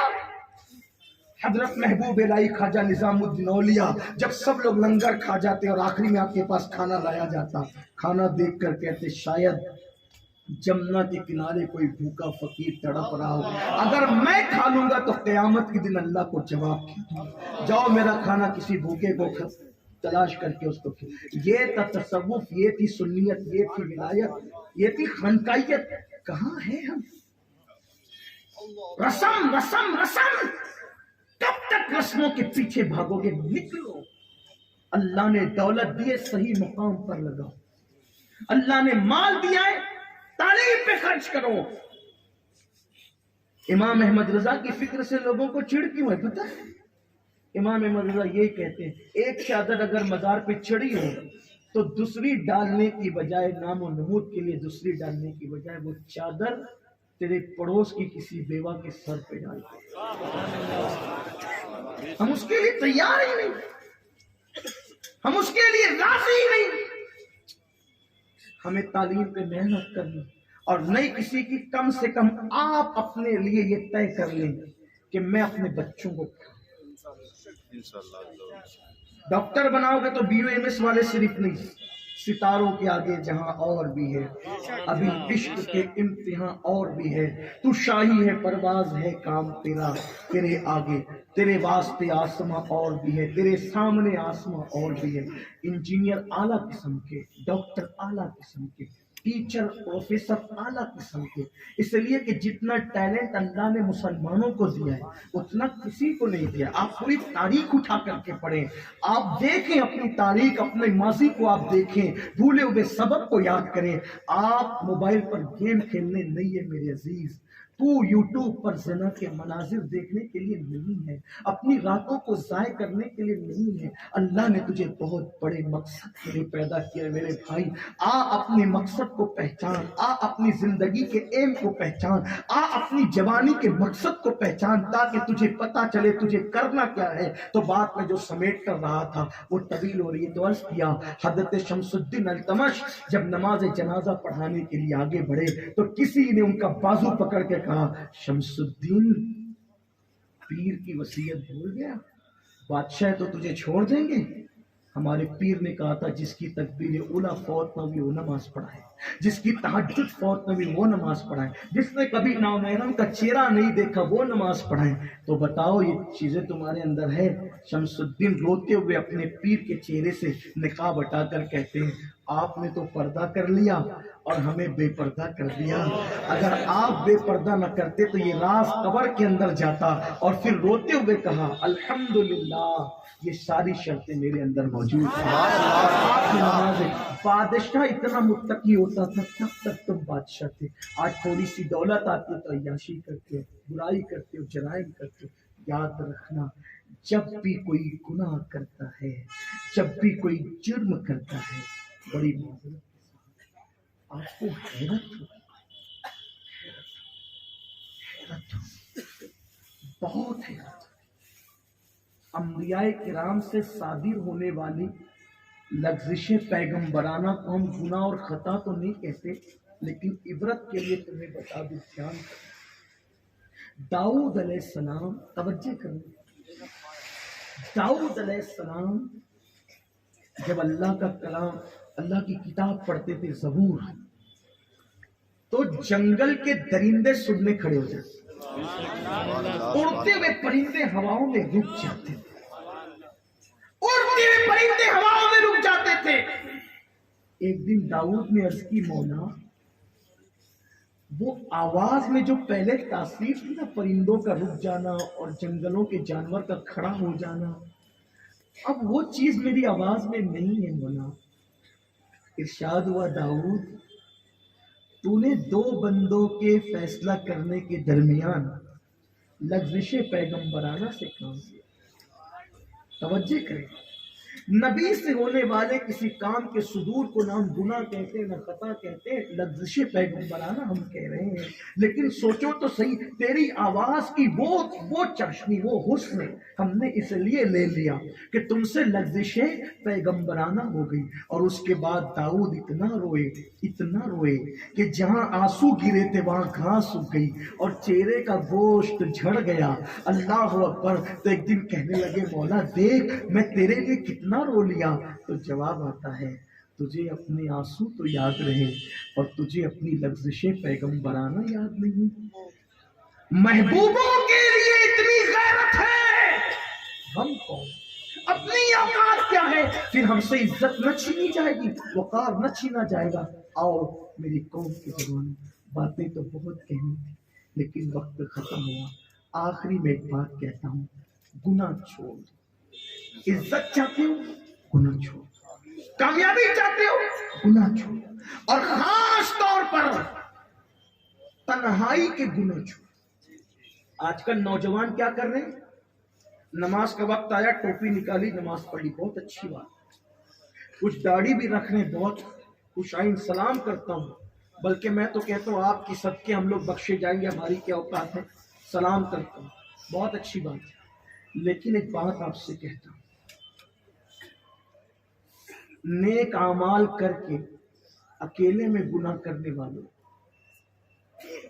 نماز بھی پڑھ رہے ہو، داڑھی بھی رکھ رہے ہو، تلاوت بھی کر رہے ہو، سب کر رہے ہو، لیکن اکیلے میں گناہ کر رہے ہو، انجام کیا ہے؟ اللہ کے رسول علیہ السلام سے صحابہ نے پوچھا، آقا یہ جو اللہ قرآن میں فرماتا ہے نا ہبا منصورہ، ہبا منصورہ جو فرمایا گیا، یعنی روزون کے ذروں کی طرح. روزون سمجھتے ہیں؟ روزون دیکھیے، جب صبح کو دھوپ نکلتی ہے تو وہ ہمارے گھر کی کھڑکیوں سے، دروازوں سے اور باریک باریک سے جو فاصلے ہوتے ہیں روشن دانوں سے نکل کر جب گھر میں آتی ہے تو اس میں باریک باریک اس دھوپ میں ذرات نظر آتے ہیں. اس کو کیا کہتے ہیں؟ روزون. تو قرآن میں اللہ فرماتا ہے قیامت کے دن لوگوں کی نیکیاں ہم روزون کے ذروں کی طرح بکھیر دیں گے. وہ کتنے باریک ہوتے ہیں، وہ صرف صبح کو دھوپ میں نظر آتے، باقی پھر وہ نظر نہیں آتے. یعنی نیکیاں اللہ اتنی باریک باریک کر دے گا، اتنی باریک باریک کر دے گا کچھ لوگوں کی. ہبا منصورہ فرمایا کہ روزون کے ذروں کی طرح ان کی نیکیاں ہم بکھیر دیں گے. تو صحابہ نے پوچھا آقا وہ کون لوگ ہیں کہ جن کی نیکیاں اللہ روزون کی ذروں کی طرح بکھیر دے گا؟ تو میرے آقا فرماتے ہیں جو لوگوں کے سامنے نیکیاں کرتے تھے اور تنہائی میں گناہ کرتے تھے، اللہ ان کی نیکیاں ان کے منہ پہ دے مارے گا. اللہ ان کی نیکیوں کو روزون کے ذروں کی طرح بکھیر دے گا. اس لیے تنہائی میں گناہ سے بچو. یاد رکھنا، ایک حدیث پڑھتا ہوں، اگر تنہائی میں کبھی گناہ کا موقع آئے، یہ سوچ کر کہ میرا اللہ مجھے دیکھ رہا ہے. کیا میرا اللہ؟ الذین آمنوا وکانوا یتقون. ایمان کی بات ہو رہی تھی. وکانوا یتقون، وہ اللہ سے ڈرتے ہیں، پرہیزگار ہیں، وہ اللہ سے ڈرتے ہیں. جو اللہ سے ڈرے اللہ اس کے دل سے خوف نکال دے. بس جب تنہائی میں وقت آ جائے گناہ کا، یہ سوچو کہ اللہ دیکھ رہا ہے اور ایک گناہ چھوڑ دو. ایک گناہ بھی اگر چھوڑ دیا نا، یہ سوچ کے کہ اللہ دیکھ رہا ہے. کسی نیکی پہ اتنا ثواب نہیں ملتا، حج پر بھی وہ ثواب نہیں ہے جتنا گناہ یہ سوچ کر چھوڑنا کہ اللہ دیکھ رہا ہے. کیونکہ حج پر نیکی ملتی ہے اور گناہ چھوڑنے پر اللہ کی دوستی. ولایت نیکیوں کی کثرت کا نام نہیں ہے، ولایت پرہیزگاری کا نام. اسی لیے جہاں جہاں اللہ نے ولیوں کا ذکر کیا، نیکیوں کا تذکرہ نہیں کیا، تقوی کا تذکرہ. نیکی کرنے والوں کو ابرار کہتے ہیں اور گناہ سے بچنے والوں کو پرہیزگار کہتے ہیں. تو اللہ نے ولایت کے لیے ابراروں کا ذکر نہیں کیا، ولایت کے لیے پرہیزگاروں کا ذکر کیا. قرآن کہتا ہے الذین آمنوا وکانوا یتقون ان اولیاءہ الا المتقون. اس طریقے سے اب دیکھتے جائیں. اللہ اکبر. تو جو یہ سوچ کر کے اللہ دیکھ رہا ہے، ایک گناہ چھوڑ دے، اس کے زندگی کے سارے گناہ معاف ہو جاتے. اسی وقت 300 جنتی حوروں کے ساتھ اس کا نکاح کر دیا جائے. ایک روایت ہے، حدیث پاک میں آتا ہے، اللہ کے رسول اس حدیث کو بہت بیان کر، بہت پسند تھی حضور کو. عبداللہ ابن عمر کہتے ہیں میں بچہ تھا، میں نے بچپنے میں 7 بار سنا. جو حدیث میں پڑھنے جا رہا ہوں، حضور کو اس سے اتنا پیار تھا اس واقعے سے کہ حضرت عبداللہ ابن عمر کہتے ہیں 7 بار میں نے سنا بچہ ہونے کے بعد. تو جو بڑی عمر کہتے ہیں انہوں نے کتنی بار سنا ہوگا؟ وہ کون سا واقعہ ہے؟ حضور فرماتے بنی اسرائیل میں ایک جوان تھا، میں اس کو مفہوم کے طور پہ اپنے الفاظ کے جامع میں پیش کر رہا ہوں، میری بہنیں میرے بھائی سب سنیں. بنی اسرائیل میں ایک جوان تھا، اس کا نام تھا کفل. اور کفل جو تھا وہ تھا بڑا پاپی مجرم، ایسا گندی ذہنیت کا انسان تھا کفل کہ ہر رات اس کے بستر پر کوئی نئی لڑکی ہوتی تھی. اتنا پاپی. اور اللہ نے اس کو دولت بھی دے رکھی تھی.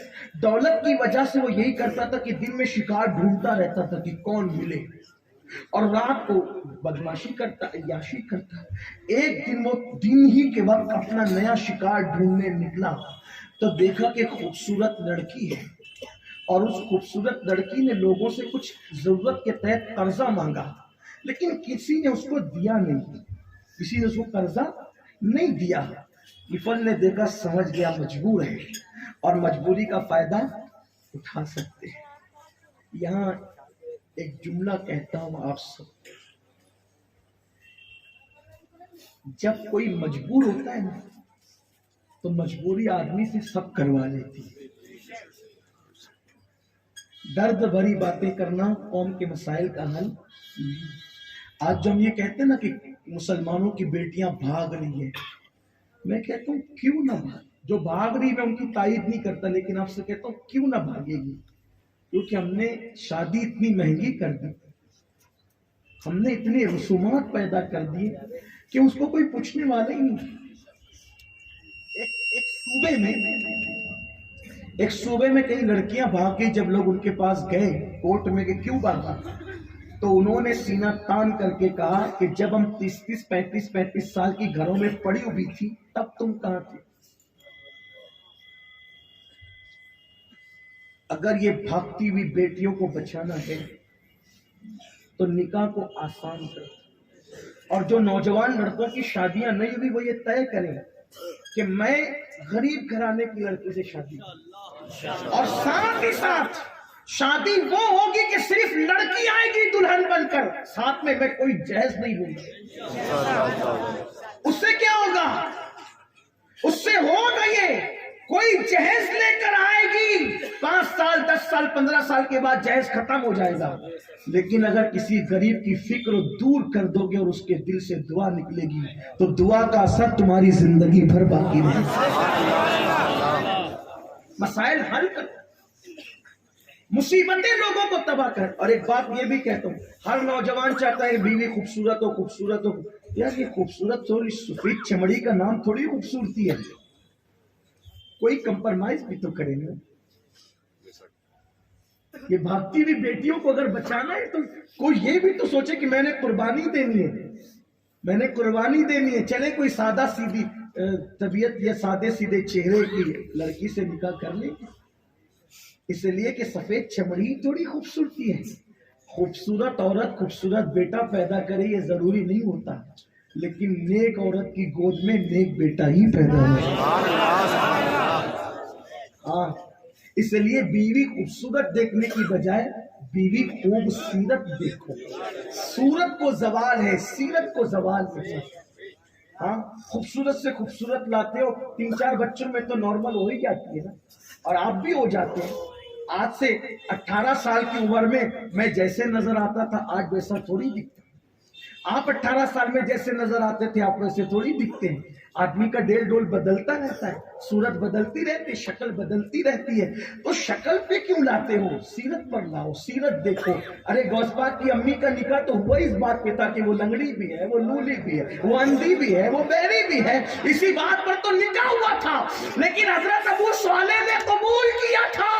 اسی لیے تو ہم کہتے ہیں باپ صالح اور ماں خیر پر ہو تو بیٹا ولی پیدا ہوتا ہے، لیکن اگر باپ ابو صالح اور ماں ام الخیر ہو تو بیٹا ولیوں کا سردار پیدا ہوتا ہے۔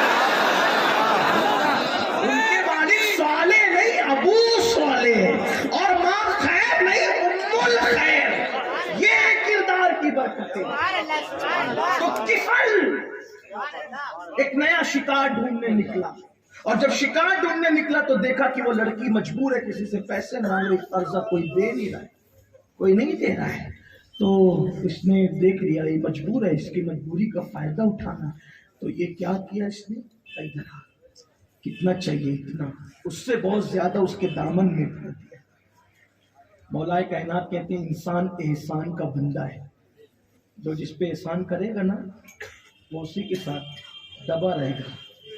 ہاں، مسلمانوں کی اگر کچھ بیٹیاں، کچھ الحمدللہ مسلمانوں کی بیٹیاں بھاگتی نہیں پہلے، اگر کچھ آزاد خیال بھی ہے تو بڑے درد کی بات ہے، اس کے اندر اسلام نہیں ہوتا، اسلامی تربیت نہیں ہوتی۔ بیٹیوں کے بھاگنے کی ایک وجہ یہ بھی ہے، گھر میں بیٹیوں کو پیار نہیں ملتا، وہ باہر پیار ڈھونڈتی ہے۔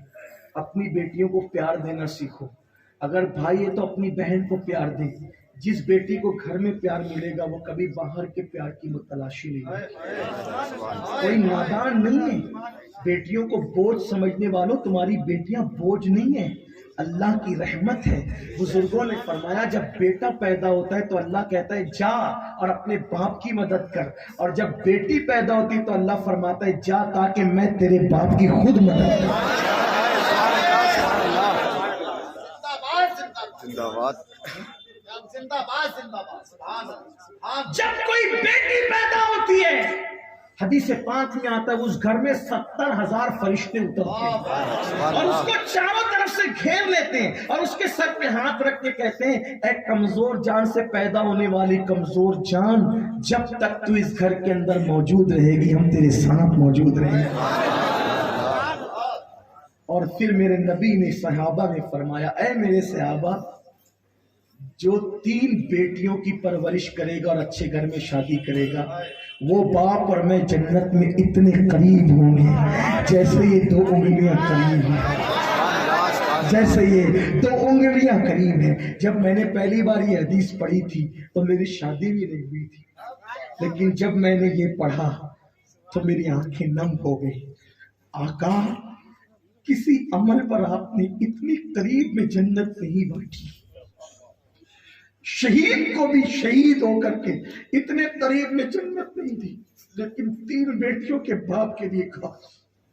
لیکن کون سا باپ جو بیٹی کو بوجھ نہ سمجھے، جو بیٹی کی بے عزتی نہ کرے، جو بیٹی کی انسلٹ نہ کرے، بلکہ بیٹی کو احترام کے ساتھ پالے اور اچھی تربیت کر کے اچھے گھرانے میں شادی کرے عزت کے ساتھ۔ آقا فرماتے وہ بیٹی 3 بیٹیوں کا باپ اور میں جنت میں اتنے قریب ہوں گے جیسے یہ 2، یوں جوڑ کے کہا جیسے یہ 2 انگلیاں قریب ہیں۔ صحابہ موجود تھے، ایک صحابی کھڑے ہوئے، آقا 3 بیٹیوں کی پیدائش ہمارے ہاتھ میں تو نہیں، اگر کسی کی 2 ہو تو، اگر کوئی 2 بیٹیوں کی پرورش کرے تو دریائے کرم جوش میں نہ فرمایا، اگر کوئی 2 بیٹیوں کی پرورش اچھے سے کرے، نہ ڈانٹے، نہ اس کو پھٹکارے، نہ ذلیل کرے، نہ رسوا کرے، پیار دے، اچھی تربیت کرے، عزت کے ساتھ رکھے، وہ 2 بیٹیوں کا باپ اور میں بھی جنت میں اتنے قریب ہوں گے جیسے یہ 2 انگلیاں قریب ہیں۔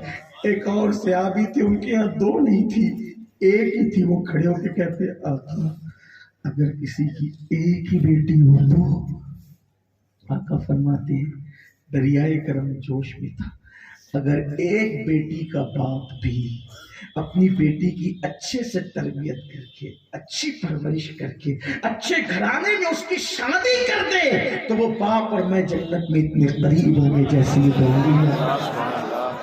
بیٹیاں بوجھ نہیں، حدیث پاک میں آتا ہے جب تحفہ لاؤ نا سفر سے تو پہلے بیٹوں کو مت دو، پہلے بیٹیوں کو دو، کیونکہ بیٹیوں کا دل بڑا نازک ہوتا ہے، جس نے بیٹی کا دل دکھایا اس نے اپنے نبی کا دل دکھایا۔ بیٹی کی عزت کرنا سیکھو، بیٹی کی تعظیم۔ جب لوگ اپنی بیٹیوں کو زندہ دفن کر رہے تھے اس وقت میرے نبی اپنی بیٹی کے لیے کہہ رہے تھے فاطمہ تو خدا تو منی، فاطمہ میرے جگر کا ٹکڑا ہے۔ میرے نبی نے بیٹی کی، بھائی ہو تو پیار دینا سیکھ، باپ ہے تو پیار دینا، اور ماں بہنیں موجود ہیں ان سے کہتا ہوں بیٹیوں کو ذلیل نہ سمجھو، بیٹیاں رحمت ہے، بیٹیاں عزت ہے، بیٹیاں، اور بیٹیاں جتنا پیار کرتی ہیں نا باپ اور ماں سے اتنے بیٹے نہیں کرتے۔ بیٹے بھی چاہیے نسل جاری رکھنے کے لیے، نسل کے لیے بیٹیاں چاہیے، پیار کے لیے نسل کے لیے بیٹے چاہیے اور پیار کے لیے بیٹیاں چاہیے۔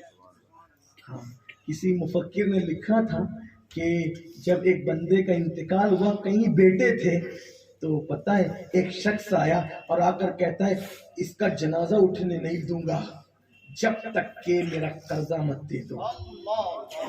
تو بیٹے بگلے جھانک رہے تھے، بیٹی نکل کر آئی اور کہا کہ میرا جو کچھ زیور میرے بدن پر ہے سب لے لے، لیکن میرے باپ کے جنازے کو رسوا نہ کر۔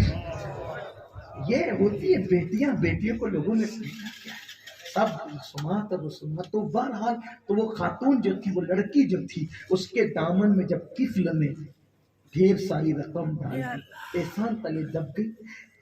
اس نے احسان کی نگاہ سے کفل کو دیکھا، کفل نے کہا میں نے تجھے جو کچھ دیا اس پر میں تجھ سے کچھ نہیں مانگتا، نہ قرض، میں قرض کے طور پہ بھی نہیں دیا، تجھے ایسے ہی دے دیا، لے جا، لیکن ایک خواہش ہے، تھوڑی دیر چل کر میرے گھر بیٹھے، اب چونکہ وہ پیسے لے چکی تھی، دامن بھر چکا تھا اس کا، چلنے کو تیار ہو گئی.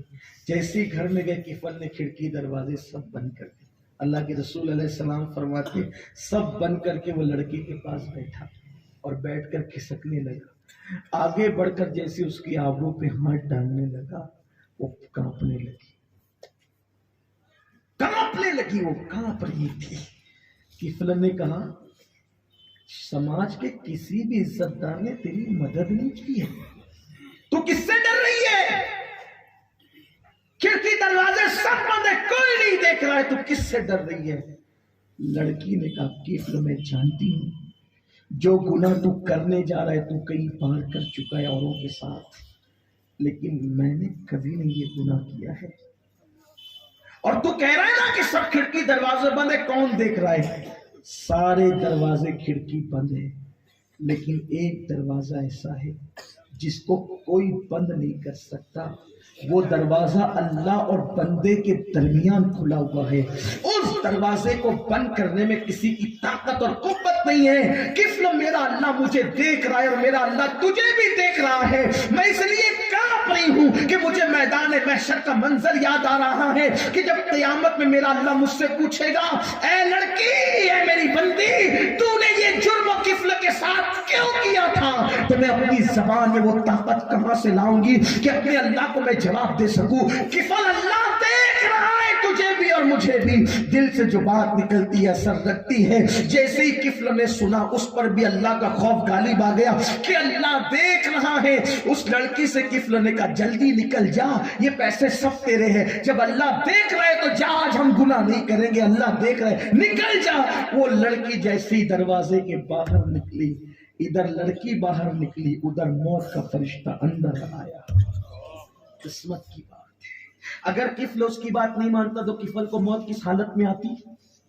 اسی لیے میں اپنے جوانوں سے کہتا ہوں حجام کی کرسیوں پہ بیٹھ کر داڑھی مڈانے سے پہلے، نرم گدوں پہ لیٹ کر موبائل ہاتھ میں لے کر زنا کے مناظر دیکھنے سے پہلے، فلموں کو دیکھنے سے پہلے، کاروں میں گانے سننے سے پہلے ایک تصور کر لینا موت کا کوئی وقت متعین ہے کہ نہیں ہے. اگر اسی حالت میں موت آ گئی، ہاتھ میں موبائل تھا اور زنا کے مناظر دیکھ رہے تھے، کیا منہ دکھاؤ گے اللہ کو؟ حجام چہرے پر وستورا رکھ کر کے داڑھی مڈا رہا تھا، کیا منہ دکھاؤ گے اللہ کو؟ کسی لڑکی کی کندھے پہ ہاتھ تھا یا فون پر گندی بات ہو رہی تھی اور اسی وقت روح نکل گئی، کیا منہ دکھاؤ گے اللہ کو؟ کار کا اللہ نہ کرے ایکسیڈنٹ ہو گیا اور گانے بج رہے تھے، کیا منہ دکھاؤ گے اللہ کو؟ یہ دنیا میں پہلی اور آخری بار آئے ہو، کیا حالت میں جاؤ گے؟ میرے نبی فرماتے بیت الخلا جاؤ تو پہلے الٹا قدم رکھو، نکلو تو پہلے سیدھا قدم رکھو. کیا فلسفہ، ہر جگہ داخل ہونے میں سیدھا قدم، بیت الخلا میں الٹا قدم کیوں؟ آج سائنس کہہ رہی ہے کہ اگر کسی کو دل کا دورہ پڑتا ہے تو اس کا سیدھا قدم جدھر ہوتا ہے وہ ادھر ہی گرتا ہے. اگر کسی کو ہارٹ اٹیک آئے، دل کا دورہ پڑے، تو اس کا سیدھا پیر جدھر ہوتا ہے وہ ادھر گرتا ہے. نبی فرما رہے صلی اللہ علیہ وسلم بیت الخلا میں جاؤ تو پہلے الٹا قدم ڈالو تاکہ اگر جاتے وقت دل کا دورہ پڑے تو تم باہر گرو، اور بیت الخلا سے نکلتے وقت پہلے سیدھا قدم نکالو تاکہ اگر اس وقت دل کا دورہ پڑو تو باہر گرو. جو نبی تجھے پاخانے کی گندگی میں گرتا دیکھ کر مرتا گوارا نہیں کرتے، تو گناہ کی گندگی میں ڈوب کر مرتا گوارا کر رہے اپنے آپ کو. ارے پاخانے کی گندگی تو چلو بھر پانی سے دھلی جا سکتی ہے، لیکن گناہ کی گندگی تو 7 سمندر کا پانی بھی دھل نہیں سکتا. اس لیے مسلمانوں، پہلی اور آخری بار اس دنیا میں آئے ہو اللہ کے لیے، ایسی حالت میں نہ مرو کہ اللہ ہم سے ناراض ہو. اپنے آپ کو بدلو. تو کفل نے لڑکی کو باہر کیا، موت کا فرشتہ اندر آیا، اس کی روح نکالی. پورے محلے میں مچ گئی آگ کی طرح، خبر پھیل گئی کفل مر گیا مر گیا مر گیا. کچھ زائدان نے خشک بات کرنے لگے ہم تو نہیں جائیں گے، لیکن اللہ والوں نے کہا بھائی کچھ بھی تھا مسلمان تھا، جنازے میں تو جانا ہی پڑے گا. لوگوں نے کہا بڑا پاپی تھا، ہر رات الگ الگ لڑکی کے ساتھ بدکاری کرتا تھا، پتہ نہیں کیا ہوگا. لیکن جب اس کے گھر میں لوگ جانے لگے تو اس کے دروازے پر نور کے قلم سے اللہ نے لکھ دیا تھا. کیا لکھا تھا؟ ان اللہ تعالی قد غفر للکفل. کفل نے اللہ سے سارے گناہوں کی مغفرت فرمائے۔ اللہ دیکھ رہا اس تصور سے گناہ چھوڑا، اللہ نے ساری زندگی کے گناہ معاف کر دیے، بس اللہ کے محبوب بننا ہے تو جب بھی تنہائی میں رہو اور دل گناہ کرنے کو چاہے ایک ہی تصور کرنا، اللہ یہاں بھی نجات وہاں بھی نجات۔ اللہ اس ہماری محفل کو قبول فرمائے، گفتگو کے درمیان کوئی غلطی تو اللہ معاف کرے۔ استغفر اللہ رب من کل ذنب۔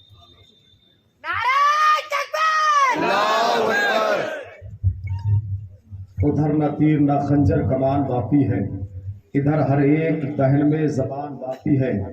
عجیب جنگ ہے یہ جنگ کربلا، جس میں ہوا جو قتل وہی خاندان باقی ہے۔ دیکھیے جو جس جگہ پر ہے اسی جگہ پر بیٹھے رہے، ٹھیک ہے نا۔ اب حضرت نانی میاں صاحب اللہ کا ہم کچھ باتیں سنیں گے نا، کیا آپ جائیں گے؟ جائے گا کوئی نہ جائے، ٹھیک ہے نا۔ یہ دیکھیے یہ نورانی چہرے، یہ نورانی چہرے دیکھیے، منانی میاں صاحب کو دیکھیے، سوچئے جب منانی میاں صاحب ایسے ہیں تو اعلیٰ حضرت کیسے رہے گا۔ ادھر چہرہ دیکھیے اولاد غوث اعظم کا، سید صاحب کا دیکھیے، سید صاحب جب ایسے نظر آ رہے ہیں تو غوث اعظم کیسے نظر آتے ہیں۔ تو اس لیے دیکھیے سونا تو ہمیں روزانہ ہے، مگر یہ نورانی چہرے کبھی نہیں ملیں گے دیکھنے سے۔ آج الحمدللہ ہمارا یہ جو باڑہ ہے، آج یہ چھوٹی بریلی نظر آ رہی ہے، ٹھیک ہے، بریلی کے دلہا بھی سامنے ہے اور اس سے بادشاہ میر بادشاہ علیہ رحمہ بھی ہے۔ دیکھیے یہ بہت بڑی شخصیتیں ہیں، یہ حضرت میر بادشاہ علیہ رحمہ کا کرم ہوا کہ سمجھ لیجئے شہزادہ اعلیٰ حضرت بھی ہیں اور شہزادہ غوث اعظم بھی ہیں۔ تو آپ منانی میاں صاحب کا استقبال کر لیں۔ نعرہ تکبیر، نعرہ رسالت، نعرہ رسالت۔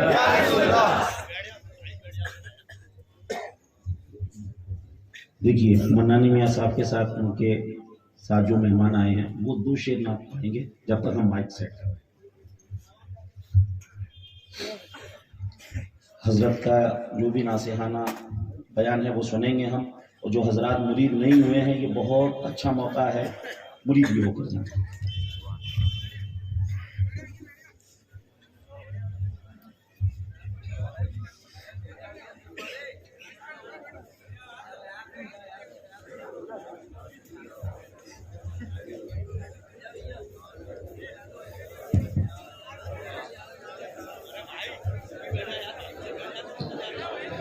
السلام علیکم ورحمۃ اللہ وبرکاتہ۔ درود پاک پڑھیں صلی اللہ علیہ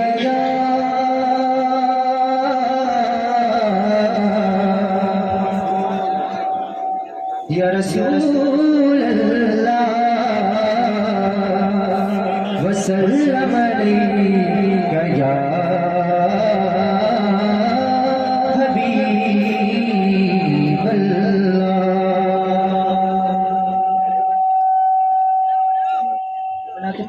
شیر پیش خدمت کرتا ہوں، ملاحظہ فرمائیے گا، اور جو بھی آدم میرے سے محبت رکھتے نا دونوں ہاتھ اٹھا کر محبت سے بولے سبحان اللہ، ایک بار اور بولے یا رسول اللہ۔